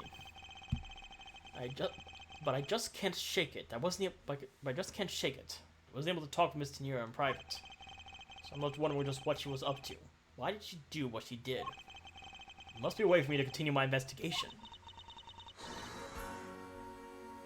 Oh, I know who that is. I've been expecting you, Miles Edgeworth. Hello, Franziska von Karma. Franziska, I thought you were still in Germany. I go when I needed, and whenever there are criminals to be caught. Her name is Franziska von. I already know who this is. I don't need a refresher. Edgeworth. Are you heading up this case? It'd be a bit of a relief if you are. Don't you try to flatter me, Miles Edgeworth. I am placing you under arrest. Okay. What? It's quite frustrating, actually. I'd hoped to exact my revenge on you in a different venue, but I'll have to take right at your gut. Never thought I'd see the day where a disciple of the House of Uncommon. Are you conveniently forgetting about someone, Francisca? Wait, it's all been a big misunderstanding. I didn't kill the victim. A misunderstanding? I heard all about the murder over the police radio from the captain himself. You waited for the victim on the first floor and then beat him to death. Francisco, do you honestly believe that I killed a man? No, I don't. But that doesn't matter. I'm arresting you anyway. I suppose I should reserve my judgment until after I've investigated this for myself. I could put your arrest on hold until then. That's as it should be. I don't need a lecture on how to perform my duties if I knew of all people. To be perfect in every way, the fulfillment of that creed alone is what I strive for. Well, I have my own creed which I must fulfill. So why don't we solve this together? I have to get going. Crime scene awaits. Don't you dare leave town. Trust me, I had no intention to. Detective Gumshoe! Yeah. Yes, sir! Gumshoe! Tusada! Yeah! Listen up. I'm leaving you in charge of watching this man. Don't mess up, understand? Mr. Edgeworth, I'm supposed to guard him? I still yes or no, detective. Yeah, yes, sir, understood, sir. You just leave it to me. Miles Edgeworth? If you interfere in my investigation, I'll arrest you on the spot. Are we clear? Now then, you'll excuse me. Good to see you again, Mr. Edgeworth, sir. Boy, am I glad to see you're okay. Thank you, Detective. I believe in you, sir. You can lean on me. I'll get you through this. I have to admit, I'm a bit curious as to what Francisca is up to. Maybe I should ask the good detective. Very well. In that case, I have a few questions for you. So I actually want to talk to everyone here first, including, first of all, the cameo character. Looking from behind, I think I've seen this man somewhere before. Oh, no. It's what the wolf's my lunchbox eat you. Emoticon. Found it, lol. I feel a way to creative powers coming on. It's over 9,000! Lols. For my next lead movie, it's gonna be the Steel Samurai, Warrior of Neo Tokyo, versus the whole Samurai, Champion of Earth. He's gonna rock his only boxer. So the Steel Samurai is finally getting a movie. Yes, that's the thing I should take away from that. This child seems to be happily enjoying the sight of so many planes. Wow, I'd love to take a run down that one, Ray. Oh, the youth of today. So much potential, yet so misguided. Lunchland. Oh, Angel Star. I remember that person. Not bad. Guess he's gotten big enough to warrant his own branch shops. What should I go with? I recommend an airport special. World flag lunch boxes. Only available for limited time. We have a variety of lunchboxes made out to look like different countries' flags. I wonder if they're aiming to take Lunchland to the international market. This man was in first class with me. He was quite shaken up by the whole affair. I did it. I made it the whole flight. I'm not scared of siblings anymore. He must have been pretty scared. He's repeating the same thing over and over to himself. Okay, Gumshoe, what are we talking about? First off, Gumshoe badge! Hey, Mr. Edgeworth, I think something just fell out of your pocket. What are you? Ugh. So, does it fall out or not? I didn't get a good look, sir. It doesn't concern you, so don't worry about it. My prosecutor's badge, of all things! Gumshoe must never know that I dropped it. He'll never let me hear the end of it. Investigation. So how's the initial investigation going? We just shipped the body off to the coroner's office, and we're taking statements now, sir. That sounds like Francisca. She was always good at quick responses to her case. Actually, I'd say she was a little too quick, sir. Oh? How so? I rushed on over as soon as I got word of the affair, sir. But somehow, when I got here, Miss Von Karma was already here barking out orders to everyone. It's kind of creepy, as though she knew there had been a murder or something. And you come in advance to wait your flight's arrival. That is sort of odd. She did show up rather quickly and out of the blue. Plus, I still don't know why she's here in America. Oh, there's your confirmation. There must be some backstory to all this. Oh no, don't need to do that. No. Dang it.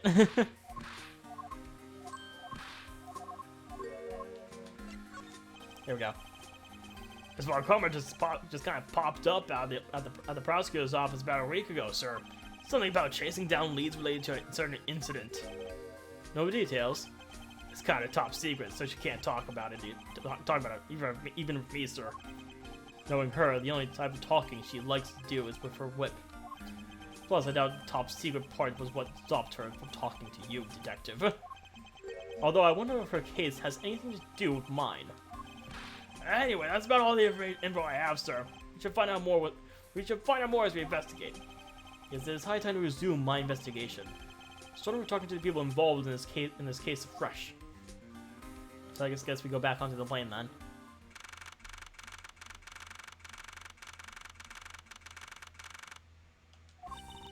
So you must be the captain. Why, yes, I am. And who might you be? I am the prodigy prosecutor, Francisca Von Karma, and I have a few questions for you.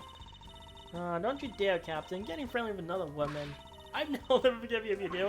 What are you talking about? I only asked you, my dear Captain. I would have been money on our dear Captain to be much of a reputable person. Sure you don't want to ask the captain some questions, sir? He was in the cockpit the entire time. I highly doubt he would know anything of use. Anyway, I'd like to leave that type of witness to Francisca and her whip. Our duties are over here. Ah! She just like hit him from afar.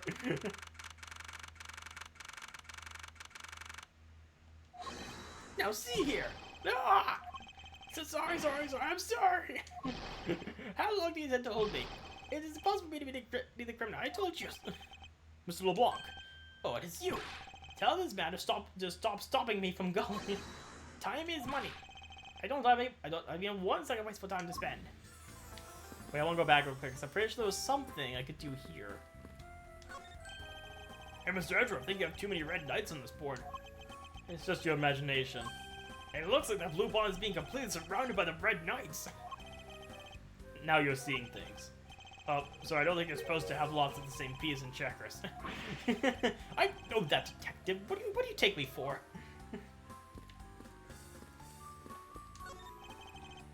This was my seat.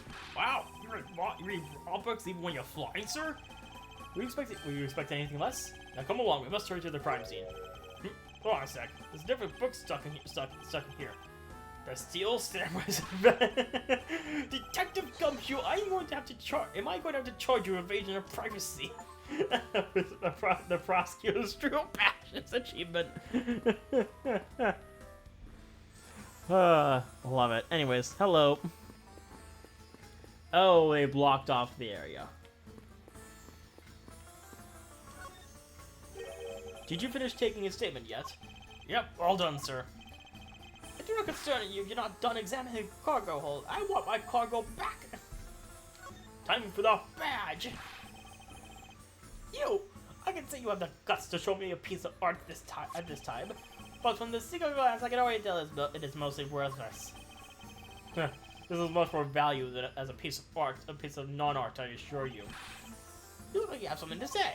Perhaps you are thinking like casting pearls before swine? He actually hit the nail on the head for once.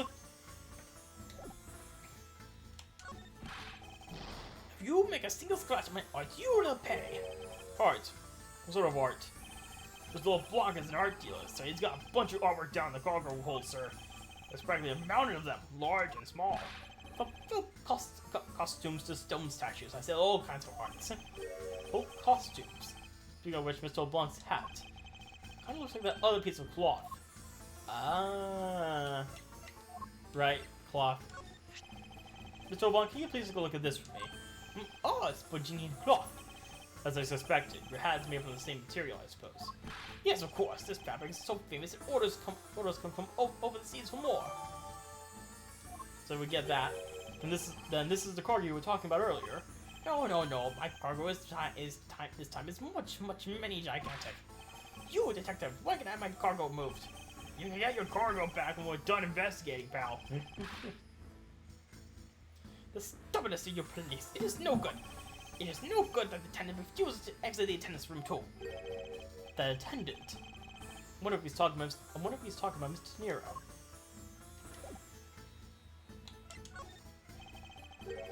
What did you mean by that attendant, Mr. LeBlanc? She was taken into the attendance room for her interview, and they still have not come out. They make no sign of coming out either. I was her own interview much earlier, quicker than her. Why is Mr. Nero's interview the only one that's taking up so much time?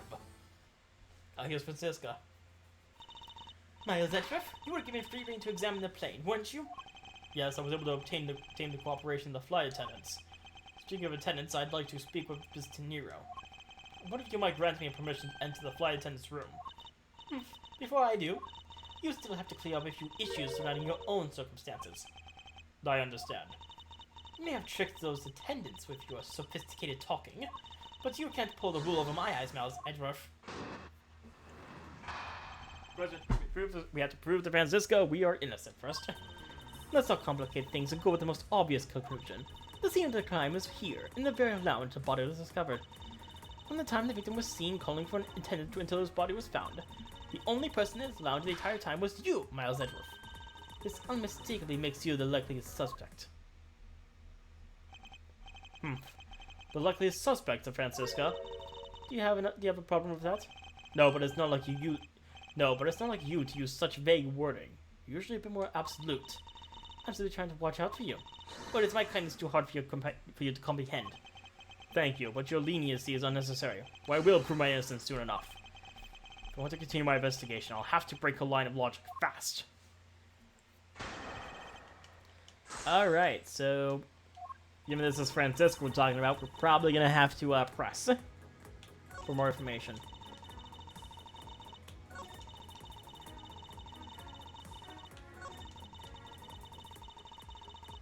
Oh well, no, that's not true, because we had Miss Meal's testimony, right? Nope.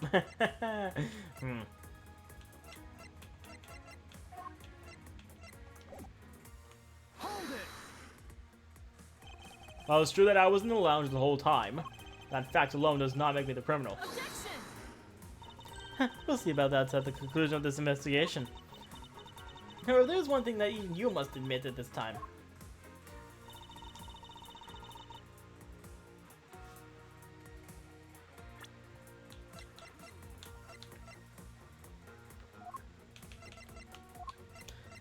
What do... I'm gonna press the other statements. Hold it. What do you mean by seen? Please stop pretending like you don't know. It's insulting. Obviously, I'm talking about how Mr. Hicks was seen calling for an attendant at 5 a.m. And then from the time after that to call until the body was found. Hold it. So tell me, Francisca, do you know all there is to know about the crime scene? And are all that I need to know in order to arrest you? And nothing more? Are you saying that there's more I need to know? Ah! Why are you with me, sir? Sorry, Scruffy, my hand must have slipped. She refused to Miles in that moment. It would appear that Francisco doesn't have all the facts about this case yet.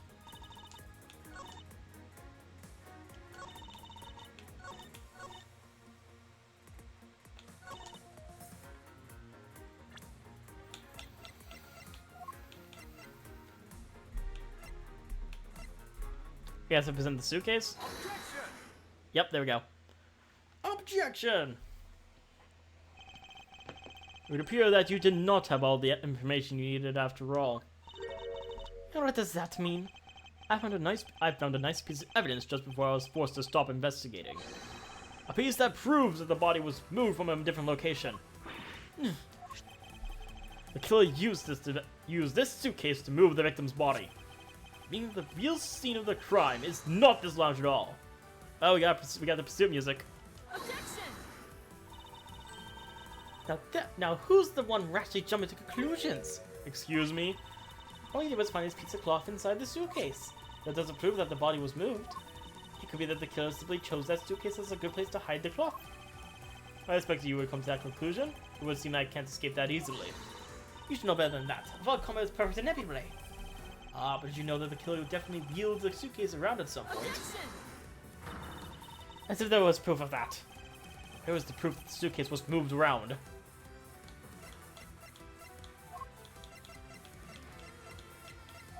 It'll be this, right? Take that. The spilled grape just in front of the elevator. Yes, and I'd like to draw your attention to this area here. Here is the evidence that proves the killer dragged the suitcase through here. I love the arranged music. This mark here. Wouldn't you say that it looks suspiciously like tracks from two wheels? I suppose. Further, there's also grape juice residue in the wheels of the suitcase. This means that the suitcase containing the victim's body definitely passed through here. I suppose this means that the killer did move the victim's body from somewhere else. I'm glad you come to your senses. I'm not done yet. Not so fast. It still does put you in the clear. Not by a long shot. We're not done. Okay, not done yet. Part 2. You prepared yourself and acquired the piggy bank before the plane that hit that turbulence. And then you waited for the victim in the lounge, where you beat him to death. Then while you were in the elevator with the victim's body stuffed into the suitcase, the plane hit that patch of turbulence, and out flew the body from within the suitcase. With no way out, you hastily put the suitcase back where you had taken it from. and pretended to be the discoverer of the body. Not a bad bit of logic for something you thought of on the fly. Just what are you insinuating? That I will show you exactly how flawed your logic is. No matter how strong of a face you put on, not even you can hide your fears from me. I'll expose the flaws in our logic with one fell swoop.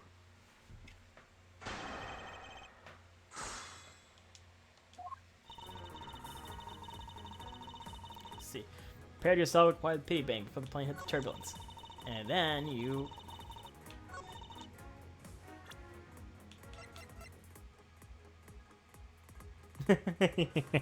Wait, do I just present this immediately? That'd be very funny. Just present it immediately. The first line, Francisca fails. The fact that you took this piece of evidence into account in your testimony is to be commended. Your prowess is certainly something to be feared. Evidence and logic, essential tools that are those which stand in the courtroom must learn to master. But what if there was a fake piece of evidence thrown into the mix? A fake? There's Captain Ugo Piggy Bank. It's such a fake. It is not the real murder weapon. What?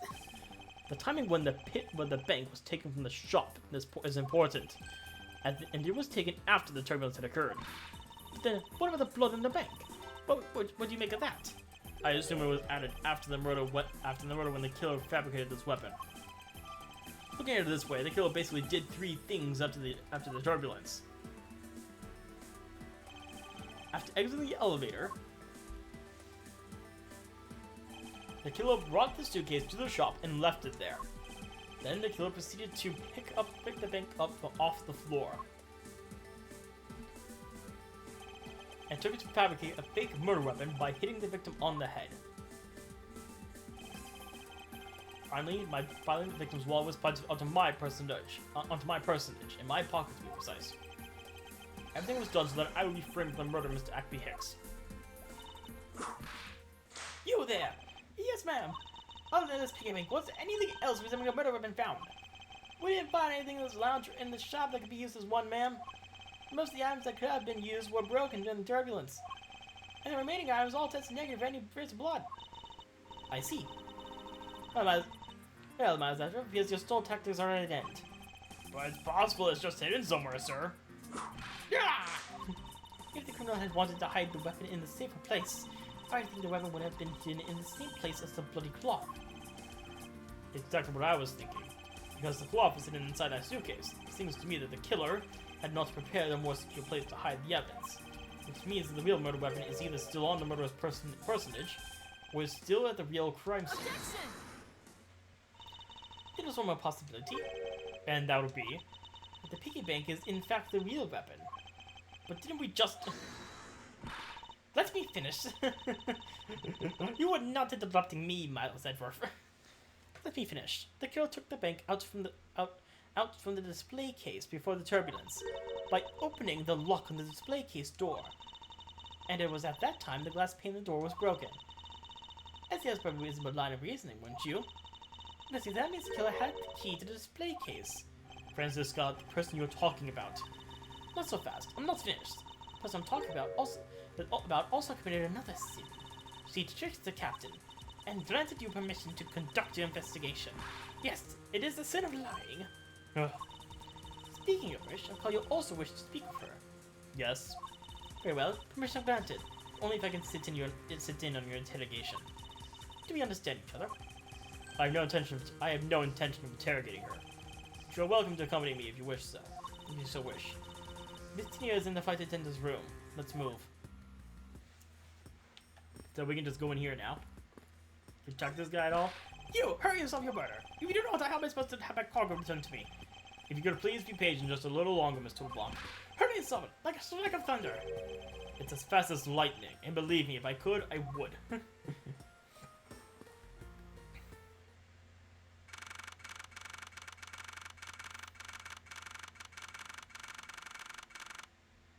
One of these beds is very messy.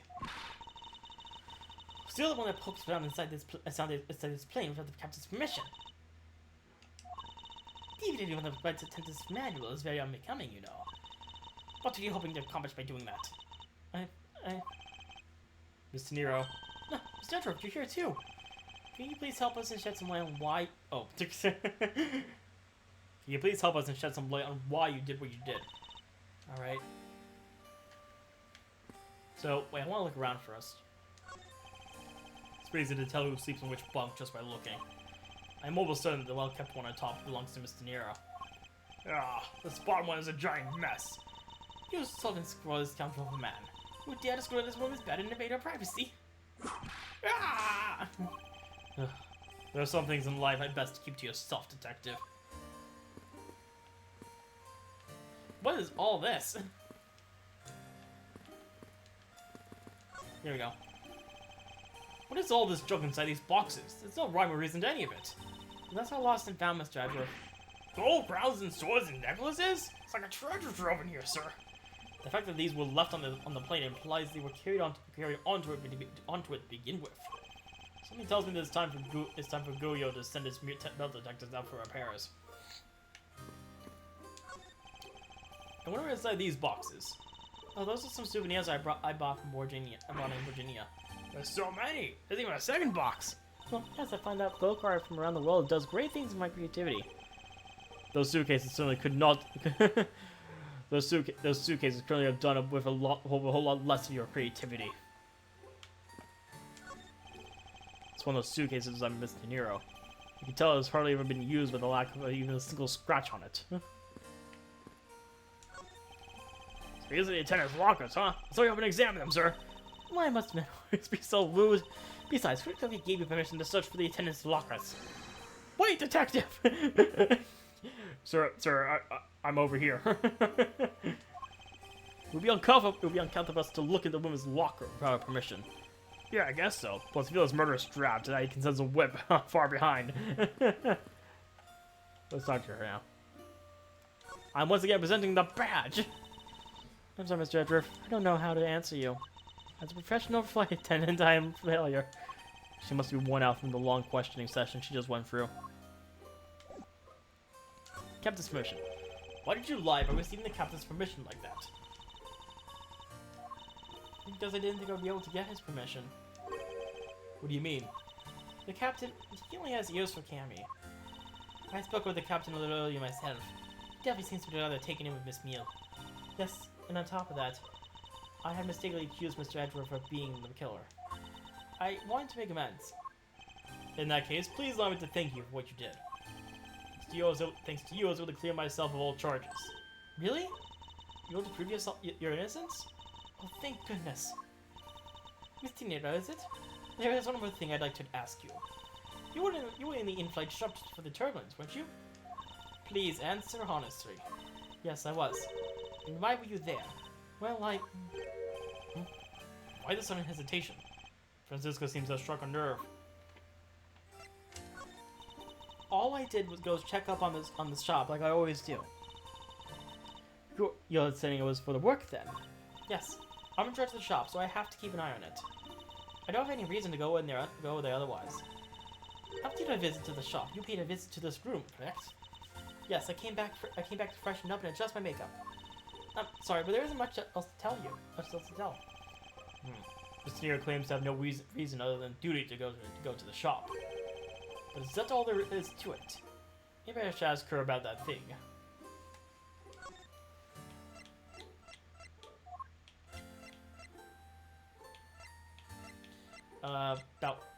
So, piece of evidence then? Nope. There's probably one of these. I'll probably just like go for everything. Oh yeah. If you could please take a look at this for me, Mr. Nero. Oh, that suitcase. Yes, about the suitcase. You were the one who designed it, correct? And I think I figured something else about it. This suitcase is the reason you went to the shop, isn't it? There's something you won't find out eventually, is there? Would you please tell me more about the suitcase? Oh, yes, I was interested in seeing how the suitcases I had designed were selling. I know that as a service professional, I'm not supposed to care, but I really wanted to know. And I was glad to see that it was the last one there. The last one there? So you're saying, Mr. Nero, that the suitcase in question was the last one? Yes, they're just so popular, practically flying off the shelves. That's not exactly the impression I got. The one in the shop is most definitely the last one. Well, we're certainly looking at that suitcase. Really? I guess we sold all of them. Thank you. Thank you very much for taking the last one. I didn't say anything about buying it. Then say you'll buy it. I'm sorry, I can't. But why? I think it'd go gravy complex, Mr. Edgeworth. It really suits you. I guarantee you personally as a service professional. Well, that is... How should I put this? It's hideous. I just come right out and say it. What? Maybe that was a bit too direct. Moving on, my issue with the suitcases isn't the design, it's the number of them remaining. Remaining? There were 2 suitcases in the in-flight shop when I investigated it. 2? But that's impossible. I'm sure there was only 1. Looks like a story has made quite the contradiction. When I left the shop, I'm positive there was only 1 suitcase left. Something's amiss here. What could be the meaning of this inconsistency?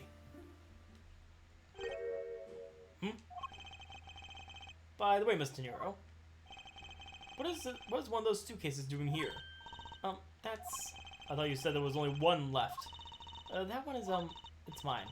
I've used it for a very long time now. She's used it for a long time?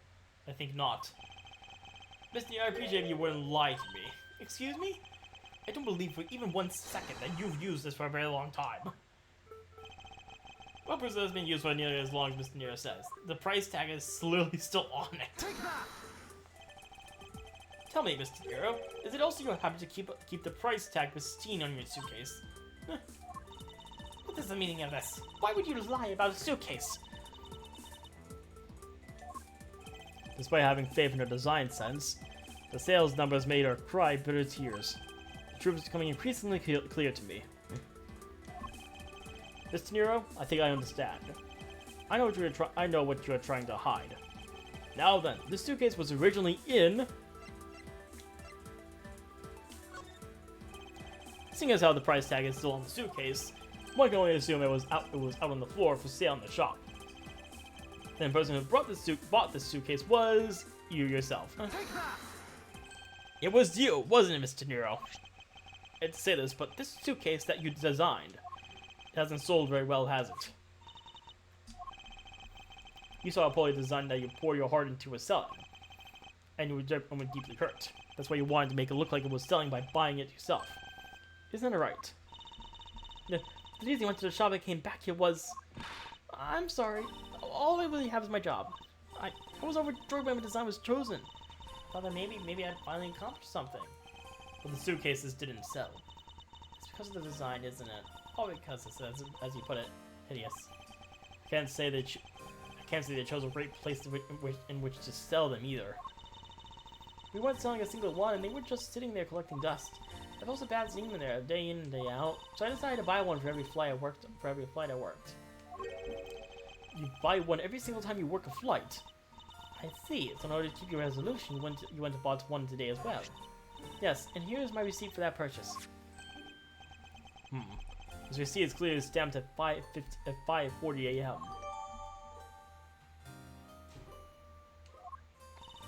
Truth is, there's a bunch of them left unsold. We're planning to scrap the remaining ones at the end of this flight. Mr. Nero, where are these other suitcases? It should all be down in the cargo hold. And the suitcase the killer used could very well have come from the cargo hold. Mr. Edgeworth, you don't think that the killer used one of my suitcases to... Yes, I do. The killer used one of your beloved suitcases. Mostly because no one ever buys it, so of course it would be hard to pin it on anyone.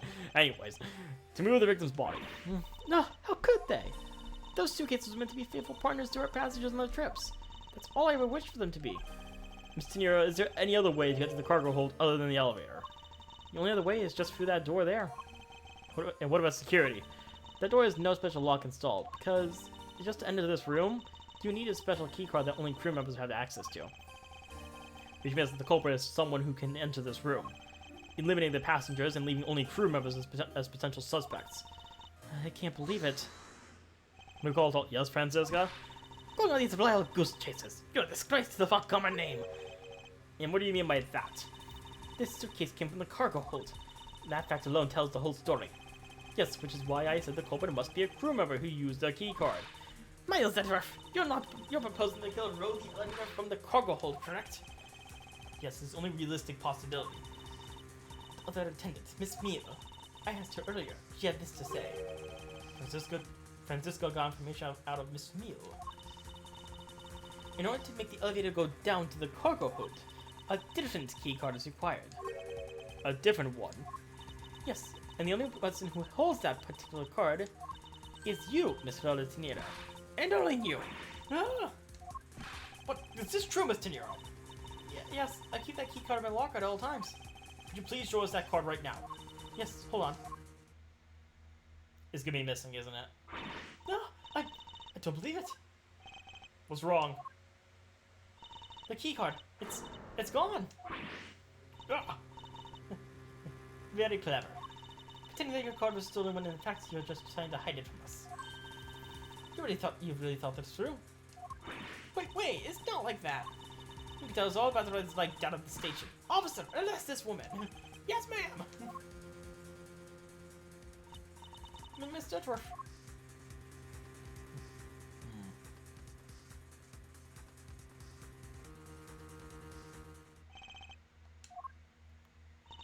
What's wrong? This disbelief written all over your face. Francisco, I know that you are the lead investigator on this case. However, hold it! Don't even think about wasting any more of my time. You know the rules as well as I do. Evidence speaks louder than words. Even if this isn't a courtroom, that basic tenet still applies. I intend to investigate the cargo hold now. What will you do, Miles Edgeworth? I intend to do likewise. To be continued. On to the next part.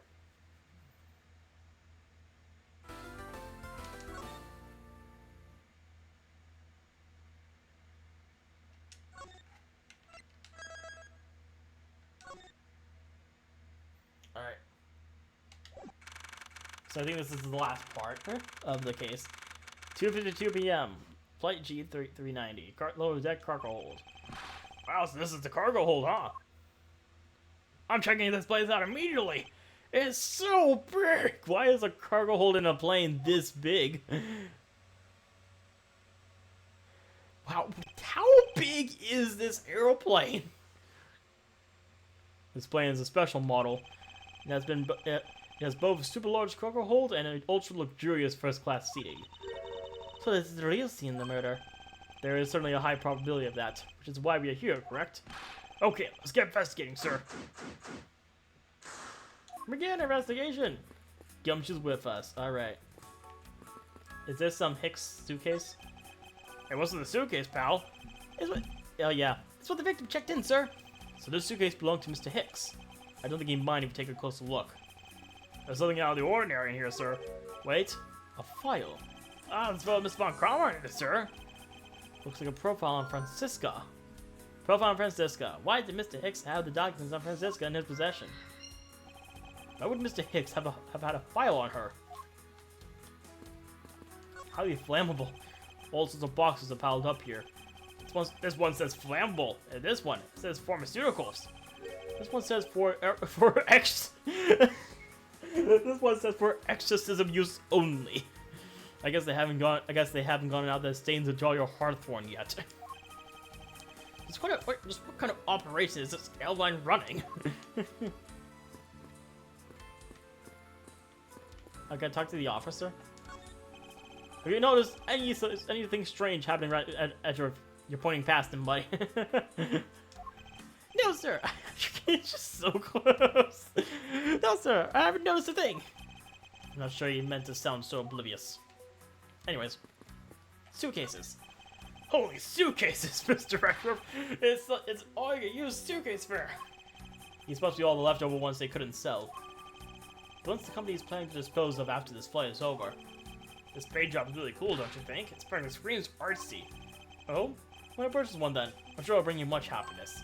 You think so? Maybe it will. Let's see here. $1,200? I think I'll pass. And Miss Tenero wonders why they don't sell. You need 2 jobs just to buy one. Although, definitely looks like one is missing. What is this brittle substance I'm stepping on? It's a bunch of glass fragments.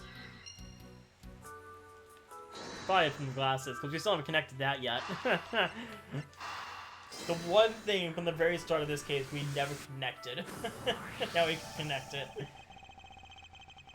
I think we can see we can conclude these fragments are from a pair of glasses. And the victim was wearing a pair of broken glasses. Exactly what I was thinking. I'm sure that the shards would match up perfectly with the remnants of the glass with the remnants of his glasses lenses. Ergo, the victim was here, just as I suspected. So you're saying that the real scene of the crime was here, sir? Isn't that what I've been saying for a while now? Oh, is it? I didn't know that. Perhaps it's a bit early to draw that conclusion. However, I believe that the probability has just skyrocketed considerably. All that's left is to find the murder weapon. That's the one thing we don't have yet, yeah. Keeping track of this many pieces of cargo must be very taxing on the cargo crew. This thing sure brings back memories when I worked as a part-time mover, sir. By looking at his eyes, he's waiting for me to ask about the rest of the story. But no matter how he pours on the puppy eyes, I have no intention of doing so. So I guess now we talk to Francisca. Because I think that's all we have left, is it? Oh, the elevator. I just love pushing up on elevators and boss rock sequels. Here, you should give it a try, sir. Go on, push it. The elevator is currently stopped on the first floor, detective. It can't move. Oh yeah, I guess nothing would happen if you pushed it now. Nothing would happen normally, anyway, without the special key card. Both the door in the attendant's room and the elevator control panels require a key card, which makes it impossible for a passenger to come down here. Oh, this. I didn't know that this plane was capable of carrying such large pieces of cargo. It must be the art. This thing's as tall as two of you on top of each other. It would probably take 20 of you to cover the entire surface of this monstrosity. What, really? Yeah, I guess that sounds about right. There's really no need to take that throwaway incident seriously, detective.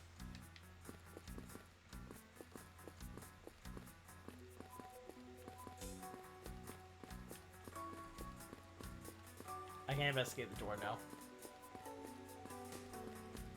I really love. Why can all the Ace Attorney games have this? I love this so much. Just these running sprites.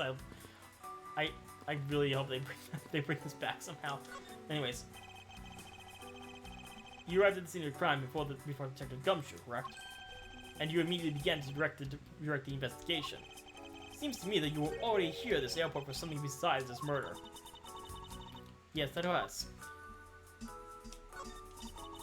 I've been following a very large and uninvolved governmental level international crime, but it's much too large for one person to take on alone. Sometimes I decided that I should form a joint investigation with Interpol. Interesting. Probably the first time we've had Interpol brought up in this entire series. Interpol is involved. It's a top secret operation, so I can't really tell you any more than I already have. Well, something I can tell you about Francisca, the badge. There's something much more urgent we should be dealing with right now. Don't waste my time or yours. Okay. Fine. Well, we only have 2 pieces of logic left, so they have to connect, right? So, yeah, Mr. Hicks was an Interpol agent. Now, why would Mr. Hicks have documents profiling Francisca? Oh, I know, but he's a big fan of Miss Von Karma, sir. Francisca said that she had come to this airport as part of an Interpol investigation.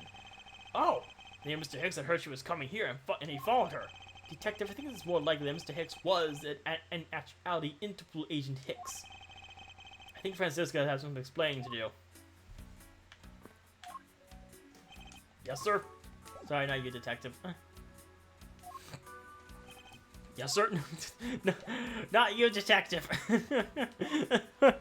No! I want to talk to Francisca! Wait, I'm pressing Y, not A. Wrong button presses. Ugh. You came to this airport to rendezvous with the victim, didn't you? Nonsense! What are you talking about? You found a profile detailing information about you and the victim's luggage. I suppose it was prepared for him so that he could recognize you when he landed. Which makes him not Mr. Hicks, but rather Interpol agent Hicks. Isn't that correct? I should have known you'd figure it out, Miles. But it looks like they got him first. So he really did come here to receive an Interpol agent then. Yes. Agent Hicks was on the trail of a very large international smuggling ring. He went undercover to investigate this crime, and it was I who put him on this case. I was supposed to receive a call from him on his cell phone once he had landed. I never expected to receive a call about his murder instead. I think we now have pretty definitive evidence that Agent Hicks came down here to the cargo hold. But what was he doing down here, sir? There's nothing but luggage. Oh, I get it. Maybe he forgot something in his suitcase and came down to get it. Ow! Agent Hicks came here for a work-related reason, of that I'm sure. Yes, I'm sure he was here to investigate the smuggling operation he was observing. Francisco, do you know exactly how he intended to pursue his investigation? No. Unfortunately, I was going to find out from him after he landed. I see. But this raises another question. A normal passenger can't access the cargo hold on their own. Agent Hicks must have identified himself to a member of the crew and entered the cargo hold with that person who let him in. Yes, and then he was murdered here. Glass fragments on his broken glasses are a testament to that. And then, the killer put Agent Hicks into one of the spare's suitcases, and he entered the elevator while they were riding it up. The plane hit a patch of turbulence. Because of the intense shaking, the suitcase popped open and Agent Hicks' body flew out. At the same time, his wallet fell out of his pocket, spilling his contents everywhere. Which explains why there was money scattered all over the elevator floor. That's it. That was a pretty short investigation. Huh. I think it's pretty easy to say who the culprit is at this stage. What? Really, sir? I know what you're thinking, Miles Edgeworth, but the killer can be none other than Mr. Robert De Niro. Now we argue Francisco once again, definitive evidence. If it was a crew member, any one of them could have shown Agent Hicks to the cargo hold. But the point to keep in mind is the keycard that allows the elevator to come down here. The only person with such high-level access is Mr. Robert De Niro. I'd say that's a pretty decisive piece of information, wouldn't you? I know what she's trying to say, but I'm not certain it's as simple as that.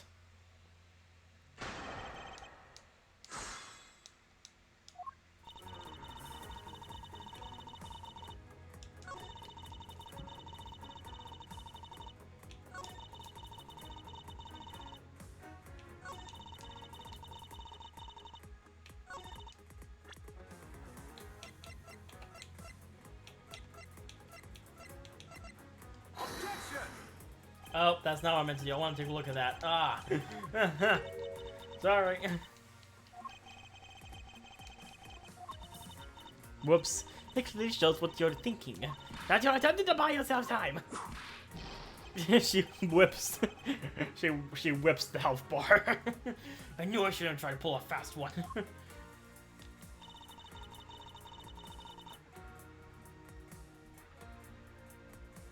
I feel like this is why I have to present something.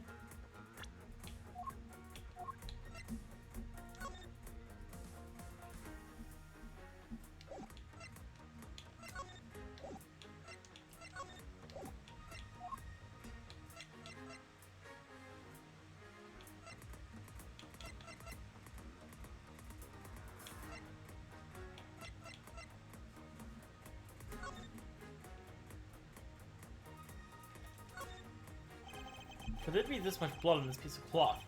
Was the victim wrapped in it at some point? According to Miss LeBlanc, this textile is fairly famous. What a waste. Not sure.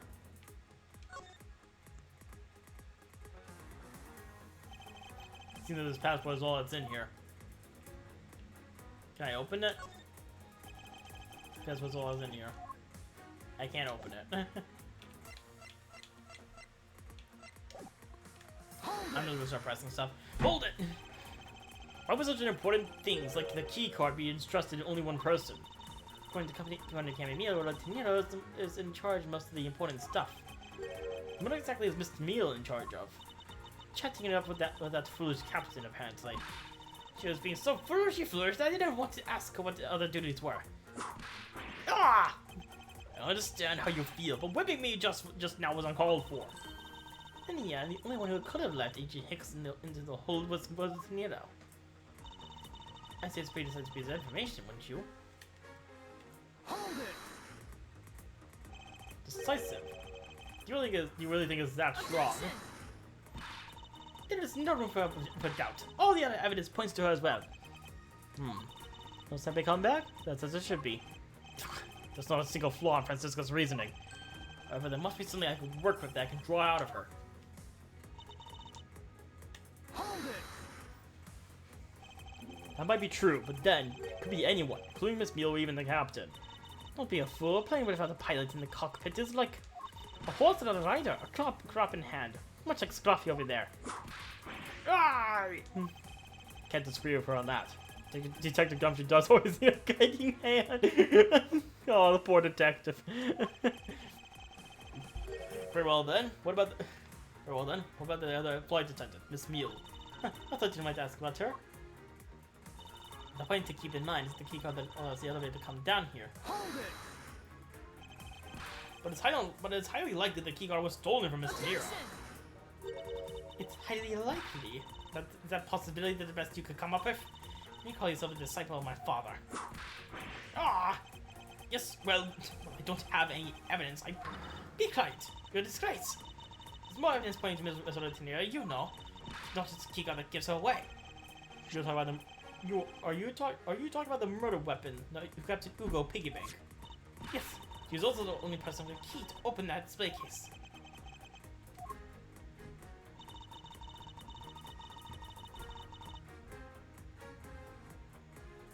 There it is. That's the video. But that is fake. Stop running them eyes, Edgeworth. You don't have any proof that this is just a red herring. If you must keep on insisting that it's fake, then what is the real murder weapon and where did it go? Species, I see. There's no surprise. After all, we know that we searched the entire cargo hold and came up empty-handed. There must be a way. There must be something that can help me rule out the piggy bank as the murder weapon. What should be examined further to help us ascertain the authenticity of the weapon?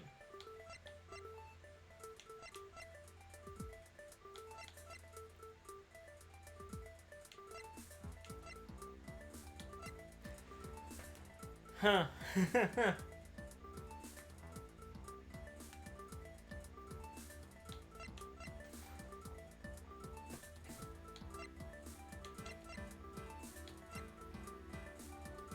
Would be the crime scene? I think we examine the crime scene in more detail. We might turn up the murder weapon if we search all the cargo and luggage. Did you think I hadn't thought of that? Even now we're searching through them. We haven't found anything that even closely resembles the murder weapon. Yes. Alright then. So we should examine something else.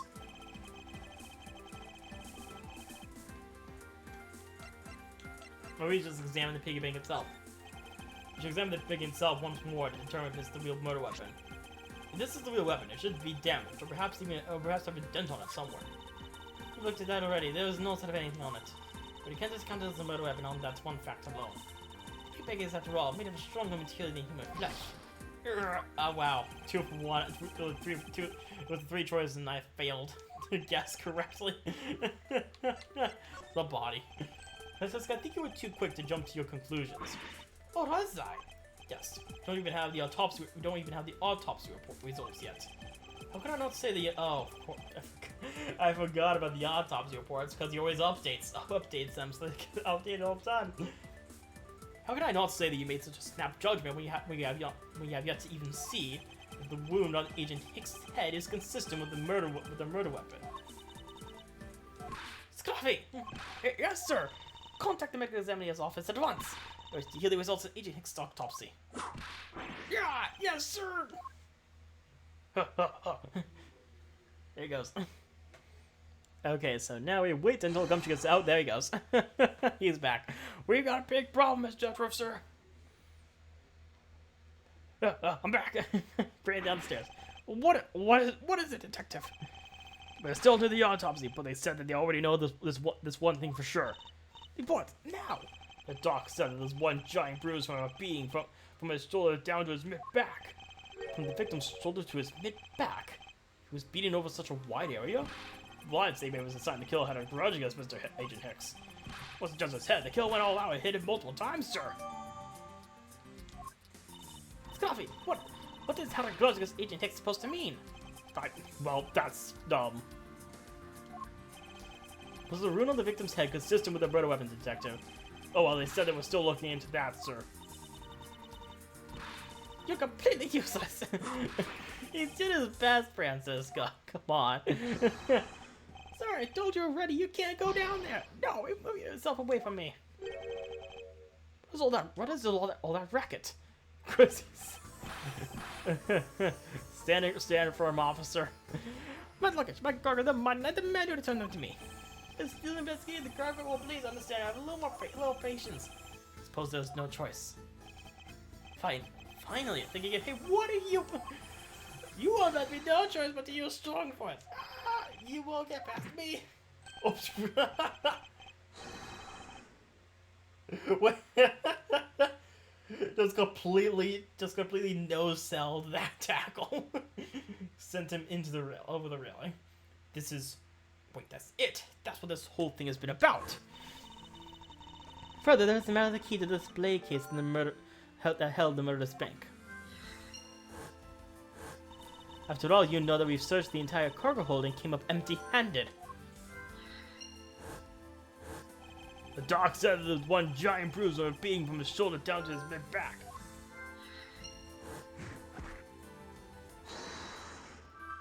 Time to deduce everything we have left.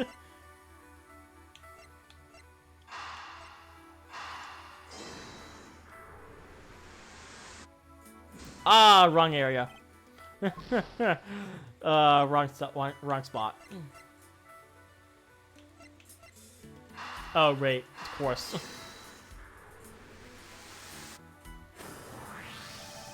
Allegedly, the killer struck the victim many times over, which is why there was extensive bruising over such a wide area. But is that really the correct conclusion to draw from the evidence? The bruise from his shoulder to his mid-back is one continuous mark, which is more suggestive of a single blow to the back. If that's the case, then the piggy bank is much too small to have caused that. Therefore, the murder weapon must be something far bigger.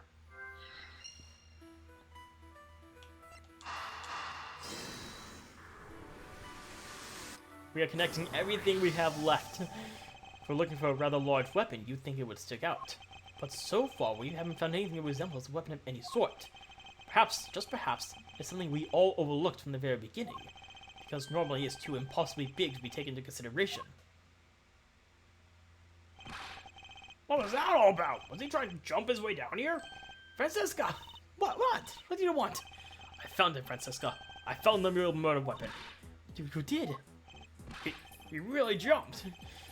We didn't realize until now, but the answer has been right in front of us this whole time. He might be hurt. We should go off and check on him, sirs. Yes, that pompous attitude of yours again. You should let her drop that habit. Gumshoe's just being ignored. This coming from a prosecutor with a habit of whipping everyone she comes across. Hey, if you really are a prosecutor, then you'll back yourself up with evidence. You two aren't listening at all, are you? Come on then, show me this real murder weapon you speak of. I don't have evidence to show.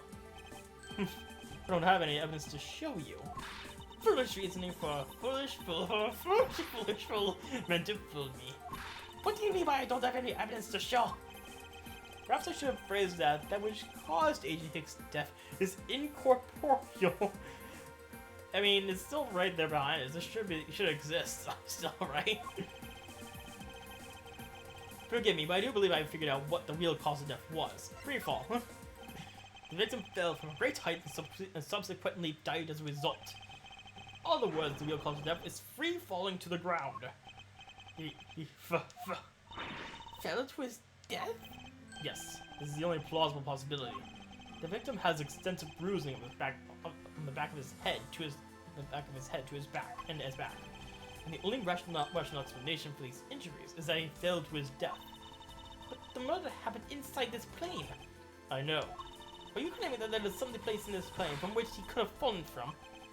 As I said earlier, the answer has been right in front of us the entire time. You can't mean... Yes, I do. The victim fell from the top of the stairs in this very cargo hold. What? Then we're in trouble. We may have a second death on our hands, sir. Hey, you! Tell me you're dead, pal. Client, what are you screaming? He's alive. And there you have it, Miles Edgeworth. It's not possible that Agent Hicks fell over the railing to his death. This man is agree with that. I suppose it's true that it's not possible, given the current circumstances. The current circumstances? What is that supposed to mean? Suppose that large piece of cargo wasn't there at the time. What would have happened then? You would have been aboard Junior Pancake for sure, sir. I suppose that man over there wouldn't still be breathing. But the reality is that the cargo box is there. There's no point entertaining your wild hypothetical scenarios. It may be there now, but there is no proof that it was always there. As if there could be a window of time when the giant box was not there. But there was. What? What can I use to show that there is possible the box was not always where it is now? Probably the oh, I never actually checked the profiles for this case.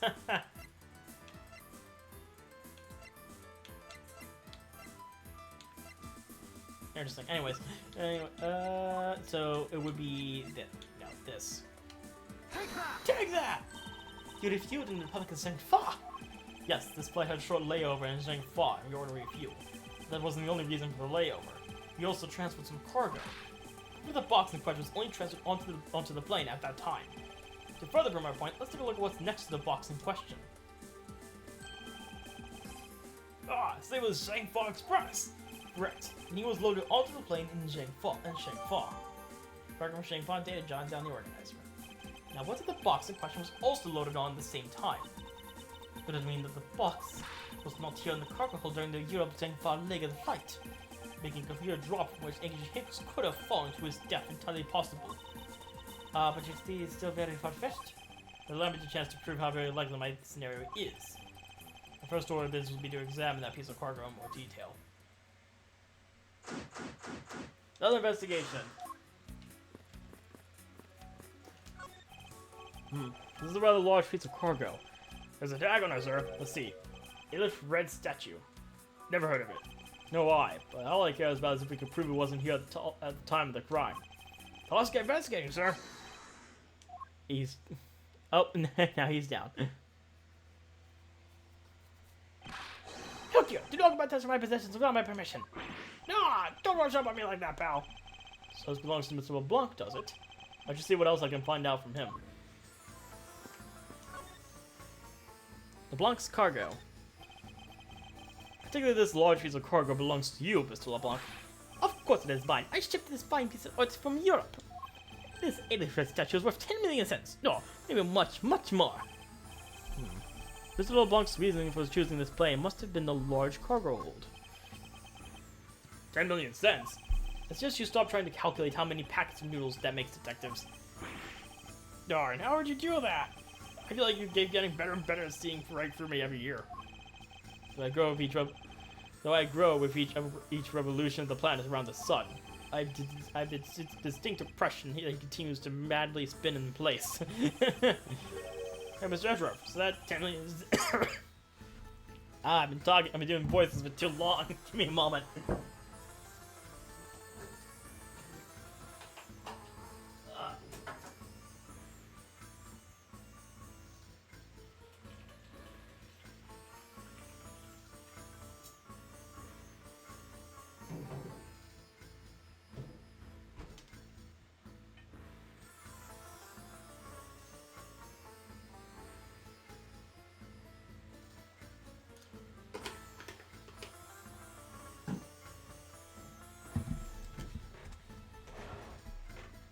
Is that euros or dollars? Does it really make a difference to our case? Mr. LeBlanc, there is a chance that your cargo is related to our murder case. I was wondering if you allow us to examine it a bit closer. It is a very valuable piece of art, so no, there would be no touching.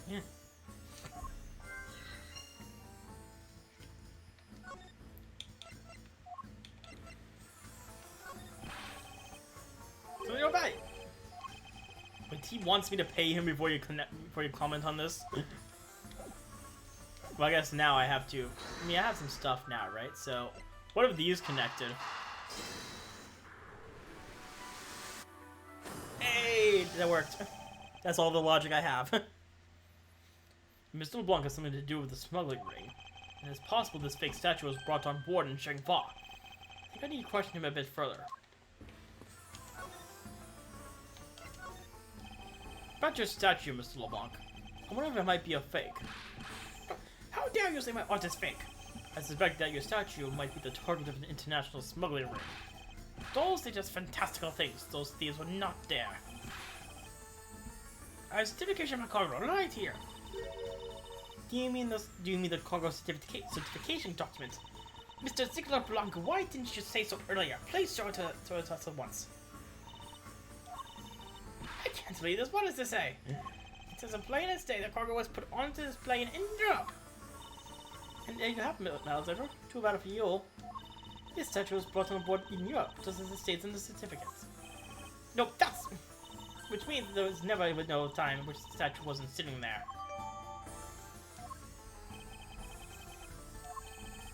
I respectfully disagree. Can't discount the theory until I see the statue for myself. There you have your wish. Look at it yourself and see if I'm right. This. I know I've seen this somewhere before. This is the ale of red? Gives us such a feeling of art, I can practically smell it. This statue has a high amount of historic value. I was unveiled in a museum in Europe. I brought it to this country to exhibit it. I believe a closer look is warranted here. So this is the Edgeworth statue. What is it, Mr. Edgeworth? Find something? There's something wrong with this picture. We should examine it in more detail. I think I know what it is. Because this is where the picture finally comes in. So I think it was the eyes and then... Yeah, that's what I thought. Eureka! These eyes are awfully orange, don't you think? Yeah, pretty. Remind me of sunsets while I was in grade school, sir. I don't think you see what I'm talking about. No, I do. It's really like the color of the sun when it's setting, sir. Oh, the memories. I remember standing out in the fat field, spinning with my arms out until I felt ill. I don't care about sunsets. Focus, detective. What color are the eyes in this photo? Huh? Ah, sir, they're red. As I thought, this statue is a fake. Mr. LeBlanc, what do you want? You do not know I am a busy man. I'll allow you 2 seconds for your answer. The Edgeworth red. I suppose this is your pride and joy, is it not? It's the biggest trophy on this European trip. Do you know why I wanted to possess this statue? The trigger started 17 years ago. Better grab a chair, sir. It sounds like this is gonna be a long story. Mr. LeBlanc, I regret to inform you and you have my heartfelt sympathy, but... What is that? Sympathy for what? You'll see. I like to compare the eyes. That large filler there is very bright eyes meant to you. I wasn't talking about the two of us. I meant the eyes of the statue in front of us and the one in this photo. Why the sun yelling? You know that... Oh! It is a photo of the statue on display in the museum in Europe. Now, what do you see, Mr. LeBlanc? This statue before us is a fake. Free! I believe that even further examination will be required. Now that we have confirmed that this is indeed a fake. There must be some sort of proof that this was brought on board in Shangfa. I will present you the evidence that will resolve the remaining contradiction.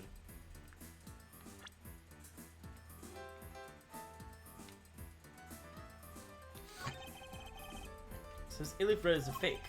That art deal isn't looking too happy about it either, sir. Get to the bottom of this for his sake as well as mine.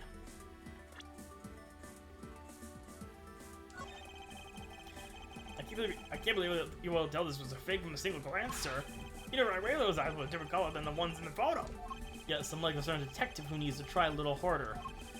The fact that this is a fake means it was swapped with the real one at some point.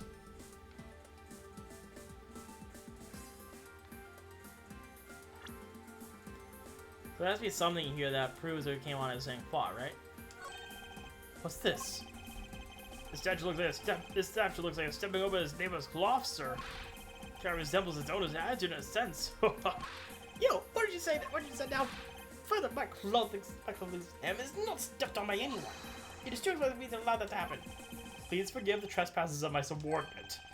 Why should I forgive the dress if the dress passes? It's an expensive dress to keep it.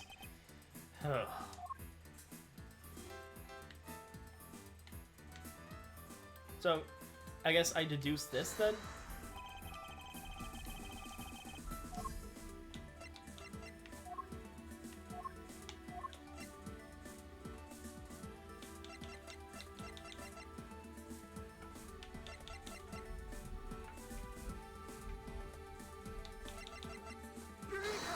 Eureka!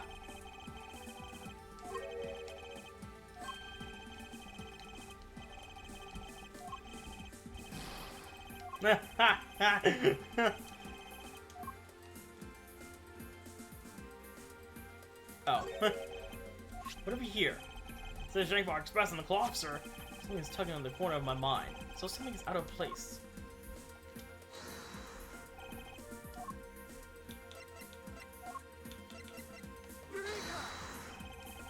Oh, come on. I'm getting close to risking it. Very close. I believe what I need to do is right here. I'm trying to figure out what to do though.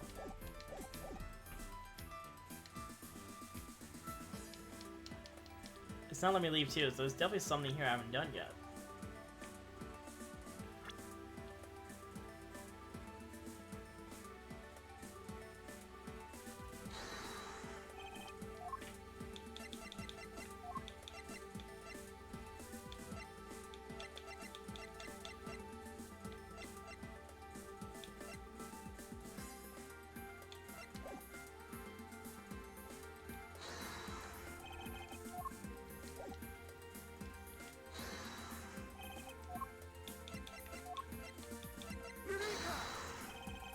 Ugh.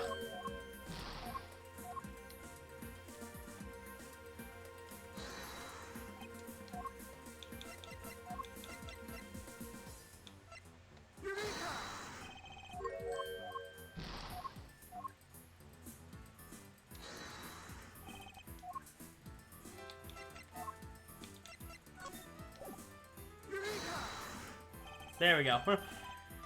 There was clearly a contradiction here. What are you going on about? It's just a simple case of a cargo cover getting stuck under another piece of cargo. No, it's not possible. But it is. It shouldn't be this way. It shouldn't be this way. But the statue is on top of the cloth. Supposing the neighboring piece of cargo was brought on board in Zhang Fa. There was no way that any part of it should wind up under something from Europe. Which means that this fake statue was smuggled on board in Zhang Fa. But then what about the cargo certificate? Let me ask in return. What about Agent Hicks? Why did he come down here in the middle of the flight? There's only one reason why. To secure proof of the smuggling activity aboard this flight. So you say, but I don't believe he had to do that mid-flight. He could just as easily expected all the cargo after the plane landed. That may be true. However, you have it backwards, Francisca. Sure, Agent Hicks could have waited until after the plane had landed, but he had a reason for coming down to the cargo hold. I suppose he had found the fake at the airport, would have been after the swap had occurred. At that time, the suspicion would naturally fall into the statue's owner. He would have no way to prove that the statue was switched without his knowledge, which means that there is someone involved who is forging or modifying cargo certificates.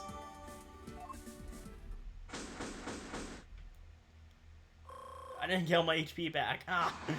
I guess the victim knew the real version of this was gonna get nabbed, huh? Yes, well, this photo could be seen as nothing more than a simple souvenir. It was in fact taken to be used as a reference document later on. Ex-Agent Hicks had to secure proof that the smuggling had taken place. He came down here to take a picture of the cargo hold. A rather empty one at that, right before the fake statue could be loaded on board. A photo of the hold missing a valuable piece of cargo would have been proof enough. After that, all he had to do was hold the Zhang Fa cargo crew and arrest the smuggler. Exactly. This only goes to prove my theory. The statue was not in the cargo hold during the Europe Zhang Fa leg of the trip. Then there would have been enough height from which Agent Hicks could have fallen to his death. Officer, move the statue immediately. I want a thorough examination of the floor underneath. Now! Mr. Garment, ready to report my findings. Go on. After moving the layover bed statue out of the way, we tested the area underway with luminol, and there was a reaction. I see, there was a reaction to luminol, indication that there was blood in that spot. Ugh, can we stop looking at now, sirs? It would seem that my deductions were correct after all. I suppose it would appear that way. The culprit cleaned the blood up well. And how do you think the killer did that? How did the killer clean up all the blood? Take that! The cloth, obviously. The killer used this bloody cloth I found inside the suitcase. To clean up the mess. I see. They had a need to clean up all the blood before the plane landing in Zhengfa. Yes, because otherwise the cargo crew would have discovered it during the layover. So you guys are saying that a murder happened before the plane landed in the Zhengfa? There was no other conceivable timeline for the events of the murder. But if that is true, then that throws a certain person's testimony into doubt. And the murder occurred before we landed in Zhengfa, then this becomes highly suspect. We called Miss Beale's testimony by Agent Hicks in regards to when we departed Zhengfa. You weren't around for this, of course I was, but this is what she said. I saw Mr. Hicks sitting at his seat at 5 a.m., you know. She claims Agent Hicks was alive at the time of the service calls, but that totally contradicts the facts, sir. But why would she lie about something like that? I think the only person who can answer that is Miss Beale herself.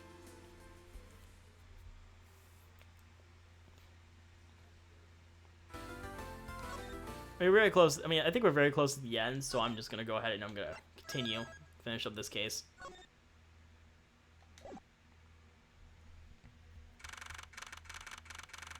3:35 p.m. This case is taking a while, huh?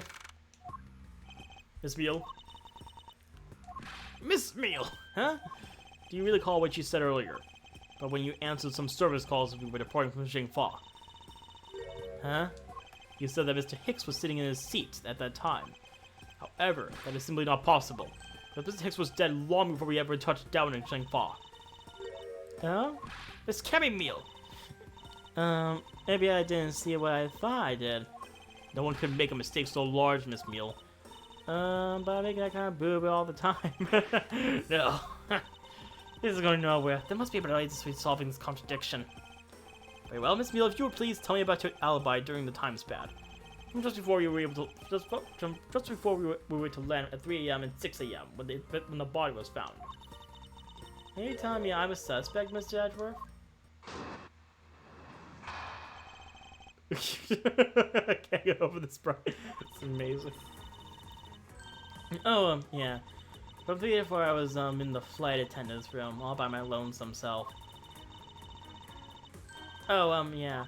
And from 5 to 6, I was in the flight attendant's room, all by my lonesome self. That's it. That's all we get. How was the man supposed to react to a testimony like that? Miss Beale, wake up! She fell asleep again. Looks like the only way I'm going to be able to wake her up is by pressing her. We have to change her entire testimony just to get anything. Hold it! Miss Beale, wake up! I'm awake.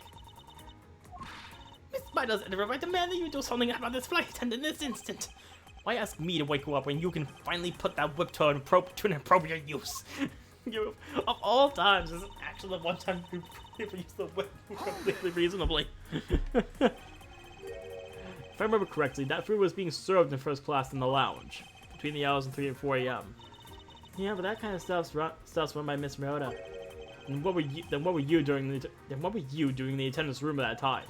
Eating? Having the most delicious dream. You mean you were neglecting your duties? No way. It seems part of our job too, you know. That's it. Hold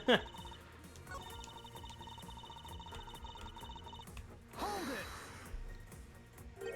So you were alone the entire time, were you? Yeah, no one else even popped ahead in to say hi. Oh, well, I think a contradiction just popped in to say hi. What should I do? Should I raise an objection? Miss Meal, there is a clear contradiction embedded in your testimony. Huh? What are you talking about? It's not possible that you were alone in the attendance room the whole time from 5 to 6 a.m.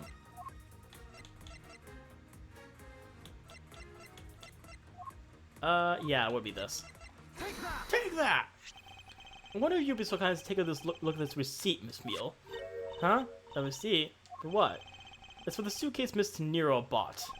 Now, if I may direct you, to your attention to the timestamp, and of course, keep in mind, this is the only suitcase that seems to have ever been bought in this flight.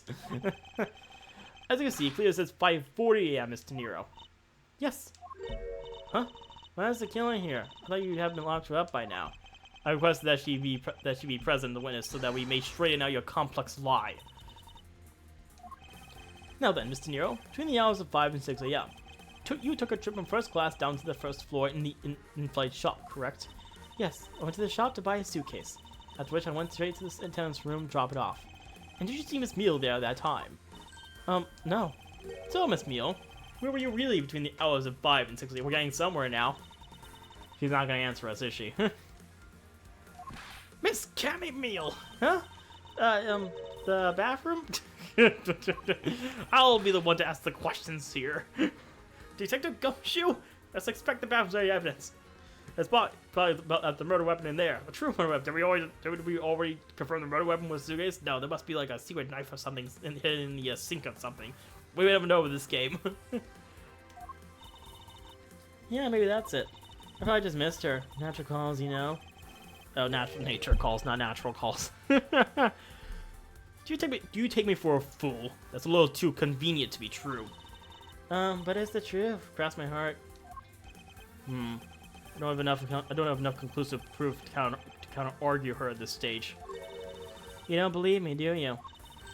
But please, won't you give me a chance to hear me out? Okay, another testimony. Reason for suspicion. Look, I know you're suspecting me because I'm the one the crew. But you think that, you think maybe you should also suspect Miss Rhoda too? She's the one in charge of the elevator keycard in the shop, you know. Yeah, it's me that makes her super suspicious. Please leave Mr. Nero out of the conversation. Only you are under suspicion for now. I don't get it. Why are you covering Miss Rhoda all of a sudden? Oh, now I get it. Maybe you've got your eye on Miss Rhoda. Of course, I'm keeping an eye on her. I can't very well let her escape, can I? Never mind. You want to know something?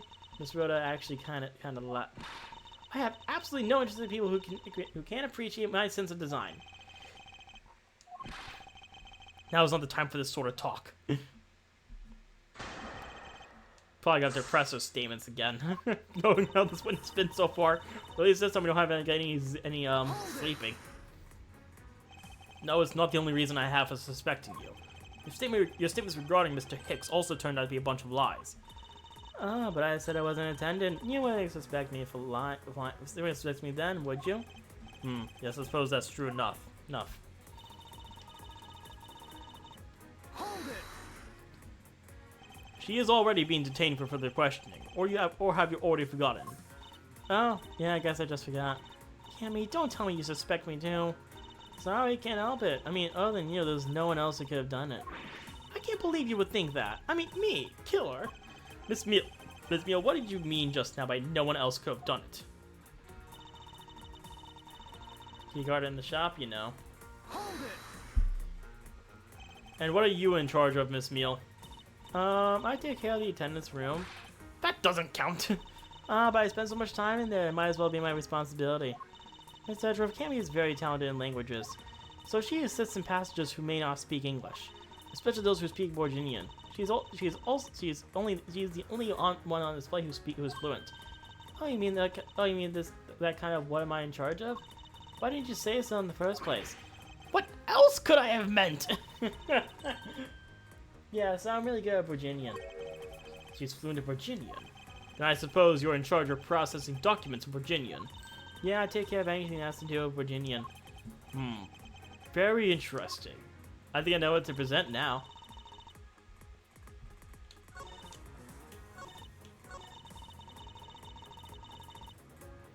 Some Virginian stuff, you say. I'm gonna press that first. So what exactly do you do as the one in charge of some Virginian stuff? I do stuff like translate things, film it into Virginian. Cammy is the only member of the crew who understands Virginian, Miss Edgeworth. Miss Meal, I take it then that it is your job to process all Virginian paperworks. Yeah, see, I totally put my weight around here.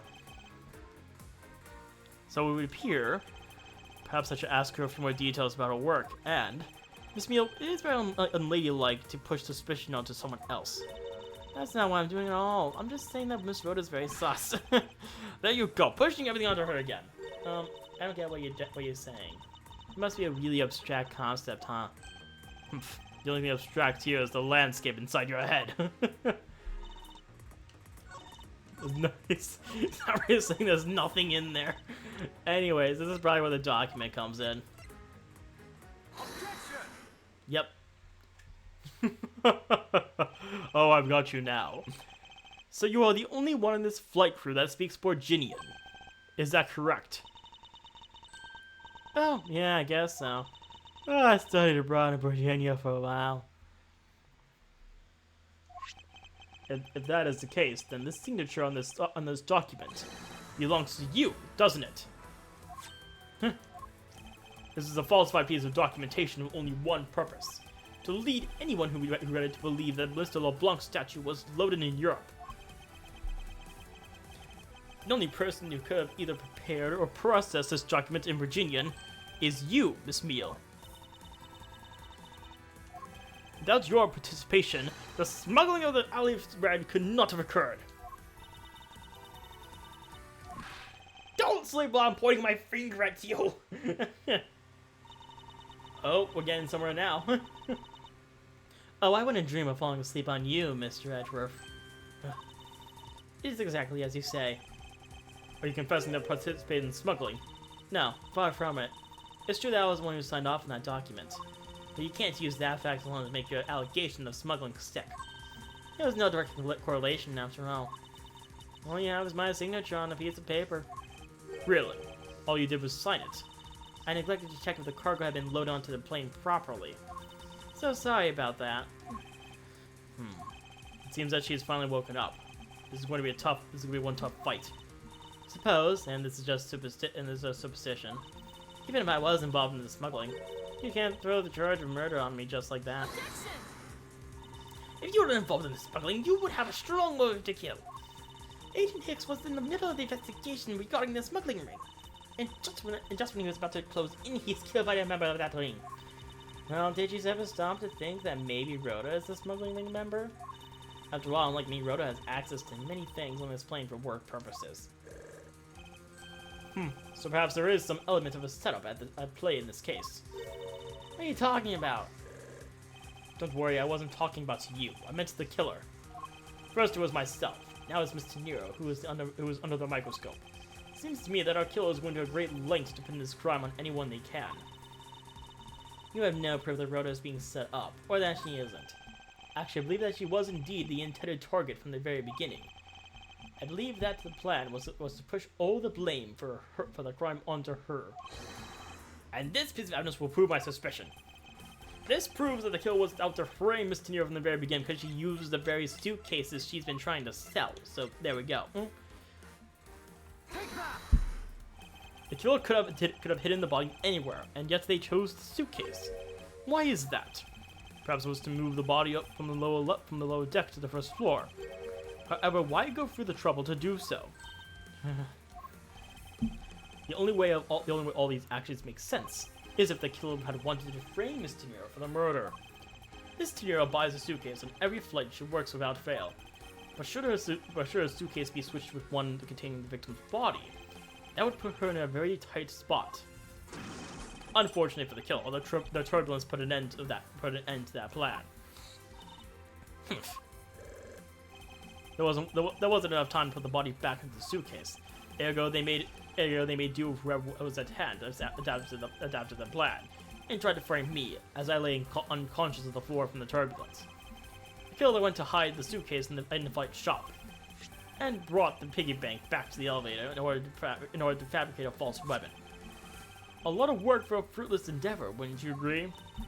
Sounds like the killer had a tough time too, huh? I mean, why did the killer need to frame someone that badly anyway? That's because of the special circumstances surrounding this particular case. What special circumstances dictated the need for the killer to frame someone?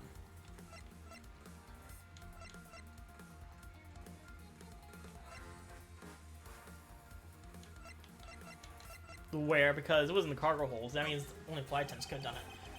Such circumstances simply that the murder took place on a plane mid-flight, no matter which country, customs are quite strict this day and age. So no matter what you do, the chances that the body will be found is very high. Therefore, there was no choice but to frame either Mr. Nero or myself. In other words, the only one who fits within the boundaries of the criminal's movements is not Mr. Nero or myself, but you, Miss Camille. Only you and you alone could be the killer. And... Are you done already? I was about to fall asleep again. Anyway, let's be honest here. You don't have anything on me other than a whole lot of circumstantial evidence.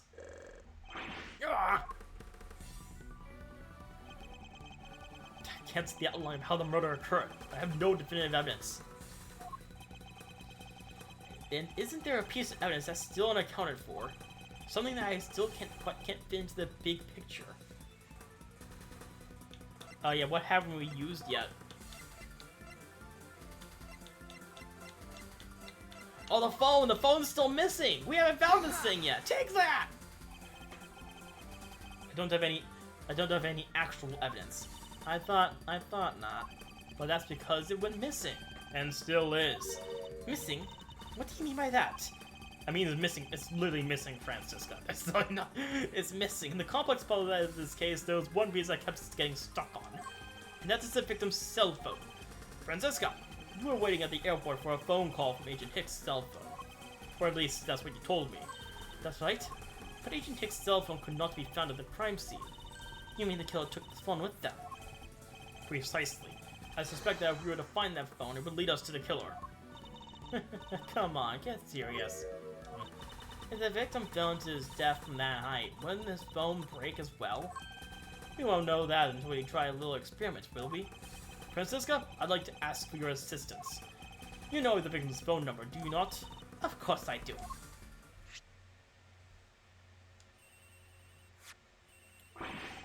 Agent Hick's phone is ringing from somewhere, sir. I hear it, Detective. Now where is it coming from?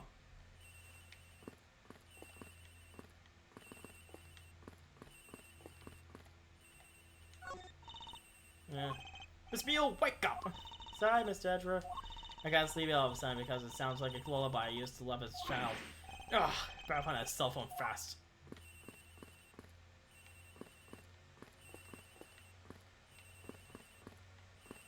Is it determined that the real crime scene is here? All that's left is to catch the killer.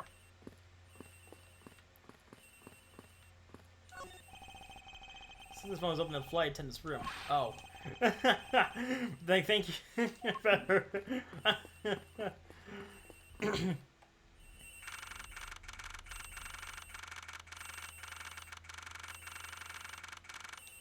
.412. The ring is coming from somewhere in here, sir. Leave no stone unturned, Detective Gumshoe. We must find it. It doesn't seem to be over here. And let's look somewhere else, sir. The ring is coming from somewhere around here. But it's not here, sir. Why do I have such a bad feeling about where we're going to find the phone? It's coming from me. The ring is coming from in here, sir. What? No, it can't be. This has got to be the victim's cell phone. Just whose locker is this, sir? It's Mr. Nero's. What?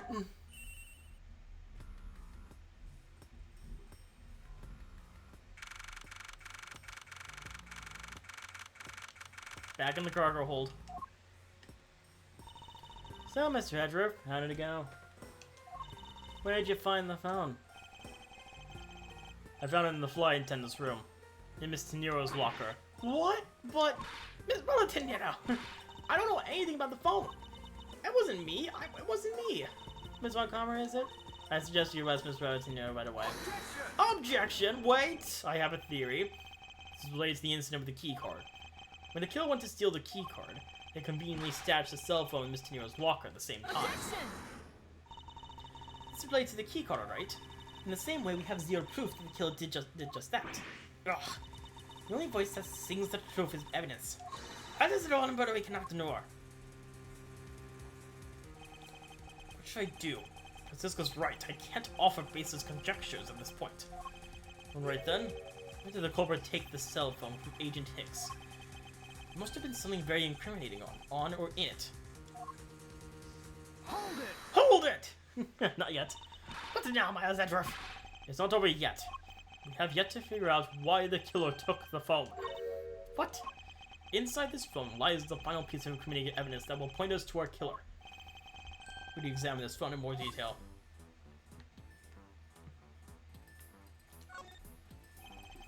The LCD is broken. Without a screen, you can't even place a call with this. So let's get the switch that opens the phone. Oh yeah, no, same thing. Ugh. Where did they start putting keyboards like this in just cell phones? Hey, this is one of those computer cell phones that they started selling recently. Computer cell phones? Yeah, it's got a computer in it, and it's a cell phone. Ni hao, Mr. Edgeworth. All you need is a phone with a phone port, nothing more. Because yours can't even send out an email. Very inconvenient. You have a problem with what I do and what I do not care for, detective. No, sir. As they say, simple is best.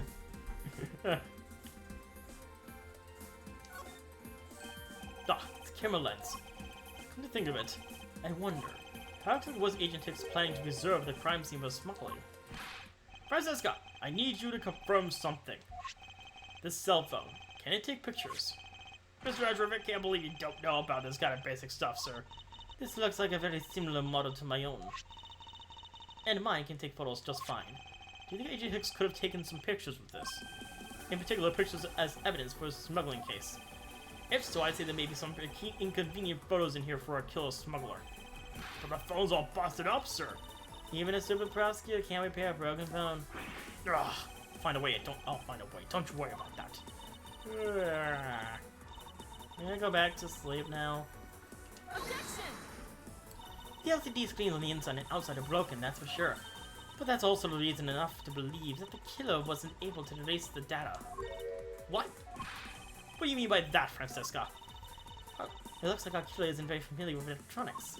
This phone's still rang when I called it. I mean, the only LCD screens are broken. It's possible that the photos are still inside, waiting to be accessed. All I need to do is transfer the data to my phone. Francesca, your phone, if you please. Very well. It's transferring. Alright, displaying it now. This is... Agent Hicks was most certainly trying to obtain some evidence for his smuggling case. And the other friend's nowhere in the picture. But it says no meaning as a piece of evidence is in this murder case, right? Oh, she's right. There's not much we can find out from this about Agent Hicks' killer, sir. Is this it? Is this the end? Is there really nothing in this phone we can use?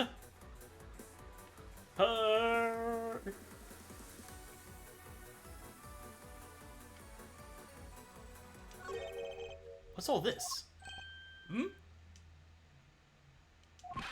Oh, there's a cargo ship from Virginia to Shangfa. So the reason they aren't here now is that they were dropped off in Shangfa. So LeBron, can you tell me about the context of the contents of the boxes? Unfortunately, there's no English written on them anywhere. One close to box is written in Virginian. It says it is cloth in English. Cloth. Could it be? Is this where the killer? What is this? What is that skinny face? Miss Meal? Yes. It appears that Agent Hicks was no ordinary investigator. He left us with a piece of evidence after all. A striking piece that will point out who his killer is. Maybe you shouldn't care for your mistaken reading of a simple picture, Mr. Edgeworth. What you need cargo in this piece of evidence will point it straight to the killer. And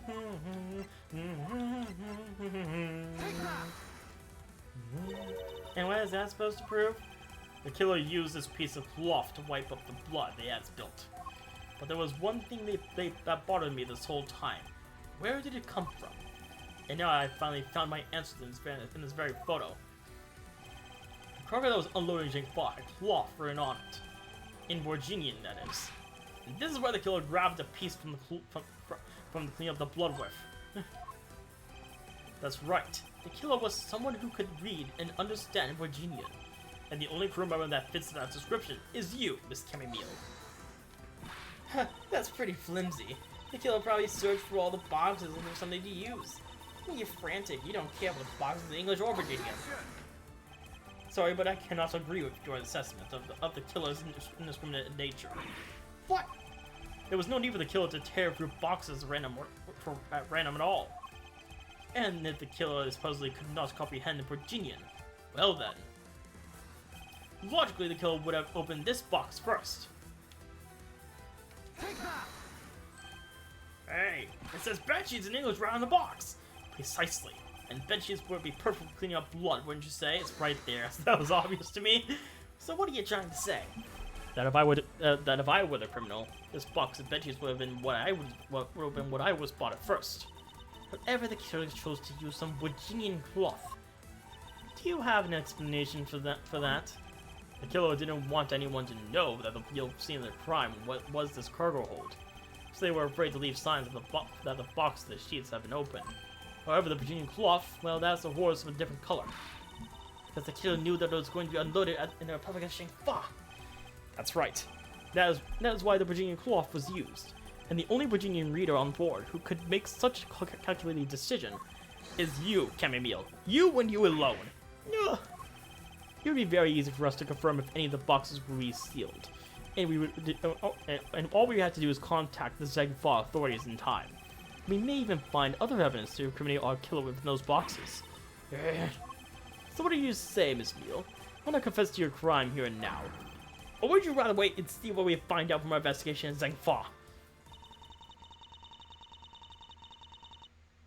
We got it? We got it! No!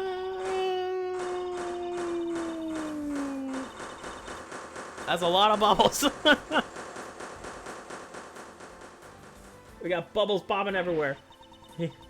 He was Interpol. I couldn't stop it. I brought him here. He started taking pictures. I couldn't be found out.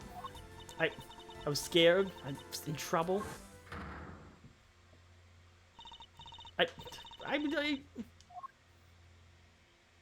That's it. Got him. Case is done.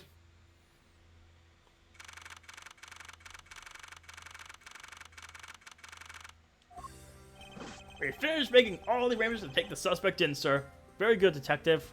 I will never get the flight. I will never take a flight on this plane line again. This was a catastrophe. Very good, detective.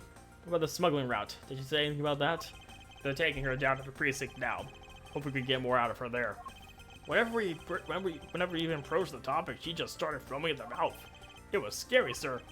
She probably wasn't prepared to commit a murder all of a sudden. One thing's for sure, the wing behind this whole mess means serious business. Looks like there's a lot more to this case than meets the eye. Mr. Edgeworth? I just wanted to say how much I appreciated everything you did. Thank you very much. It was nothing. In fact, I should be the one thanking you for your cooperation. But truly, if it wasn't for you, I might not be here right now. Instead, I can continue to serve our passengers as a flight attendant. I hope that... Well, please accept this as a token of my appreciation. That's... I see. You don't have to take it if you don't want it. No, I mean, I would never turn down a lady's generous offer. Oh, thank you. I'm sure it will serve you well. And remember, we here at GoU Airlines are always ready to serve, Mr. Edgeworth. Thank you. I'll keep that in mind. And then I'll go ahead and burn this suitcase. Now I must bid you farewell. May all your skies be blue, no matter where you go.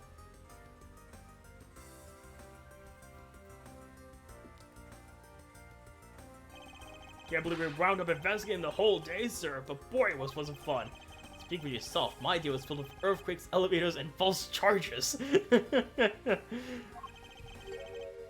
By the way, where's Francisca? Oh, she's filling out some customs paperwork for a departure. Departure? Yeah, Miss Montgomery is always really busy, sir. She's been flying from country to country to chase down some leads regarding her case. Detective, can you cancel the car I had you reserve earlier? You got it, sir. Oh, he's gonna bid her goodbye. That's nice. Francisca. I thought I told you only when I first landed. I have no time for idle chatter. I have no intention of wasting your time. However, it has been a while since we last met. I have no time for such unfamiliar reminiscences. So just who do you think I am? You are Francisco von Kammer, a very proud prosecutor deserving of much respect. It's only a little while ago. I was with a wretched mutt who was always losing to you. A dancing period living in her life in the name and fame of her invisible father built. True, your father, Manfred von Karma, didn't lose a single case for 40 years as a prosecutor. However, I wouldn't say he was invincible. What are you talking about? The group on him on the trail was a little more troublesome than most. The smuggling route we found this time was only one the sliver of a big picture. Sounds like a dangerous assignment. You really don't have to worry. I can take care of myself. Yes, suppose you can.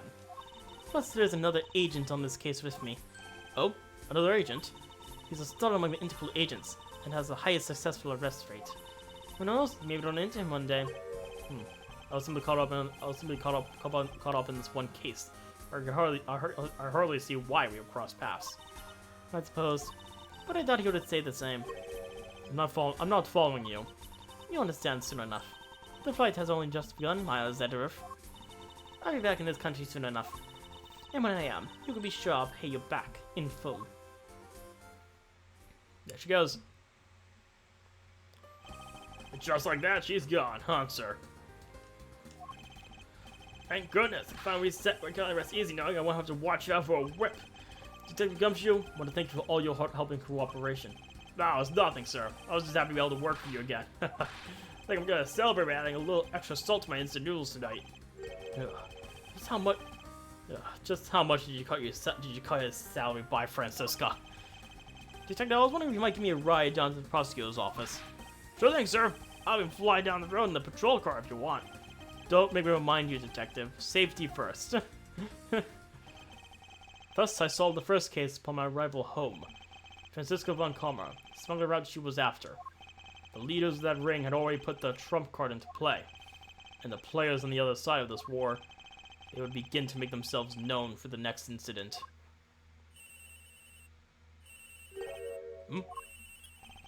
Edgeworth speaking?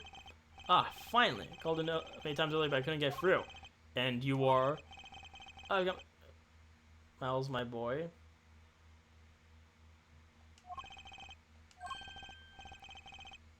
Oh, Mr. Amato. Mr. Amato, correct? Ah, so you do remember me. I know it was rather sudden, but I can't ask this of anyone else. There's been an incident, Miles. My son, he's been kidnapped. I guess Edgeworth recognizes that guy. That's it for this case. All right, second case done. That took about 3 hours and 15 minutes. That's not bad at all. Turnabout Airlines.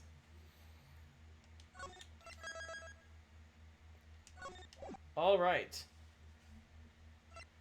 So next up is the kidnap turnabout. That'll be the next stream. I'll start that in the next stream. So until then, thank you all for coming by for the stream, and I will see you next time. I don't know. I could be busy during the week. I might be back on Wednesday. We'll see what happens. So until then, I'll see you all next time for the next stream of Miles Edgeworth, Ace Investigations. Goodbye.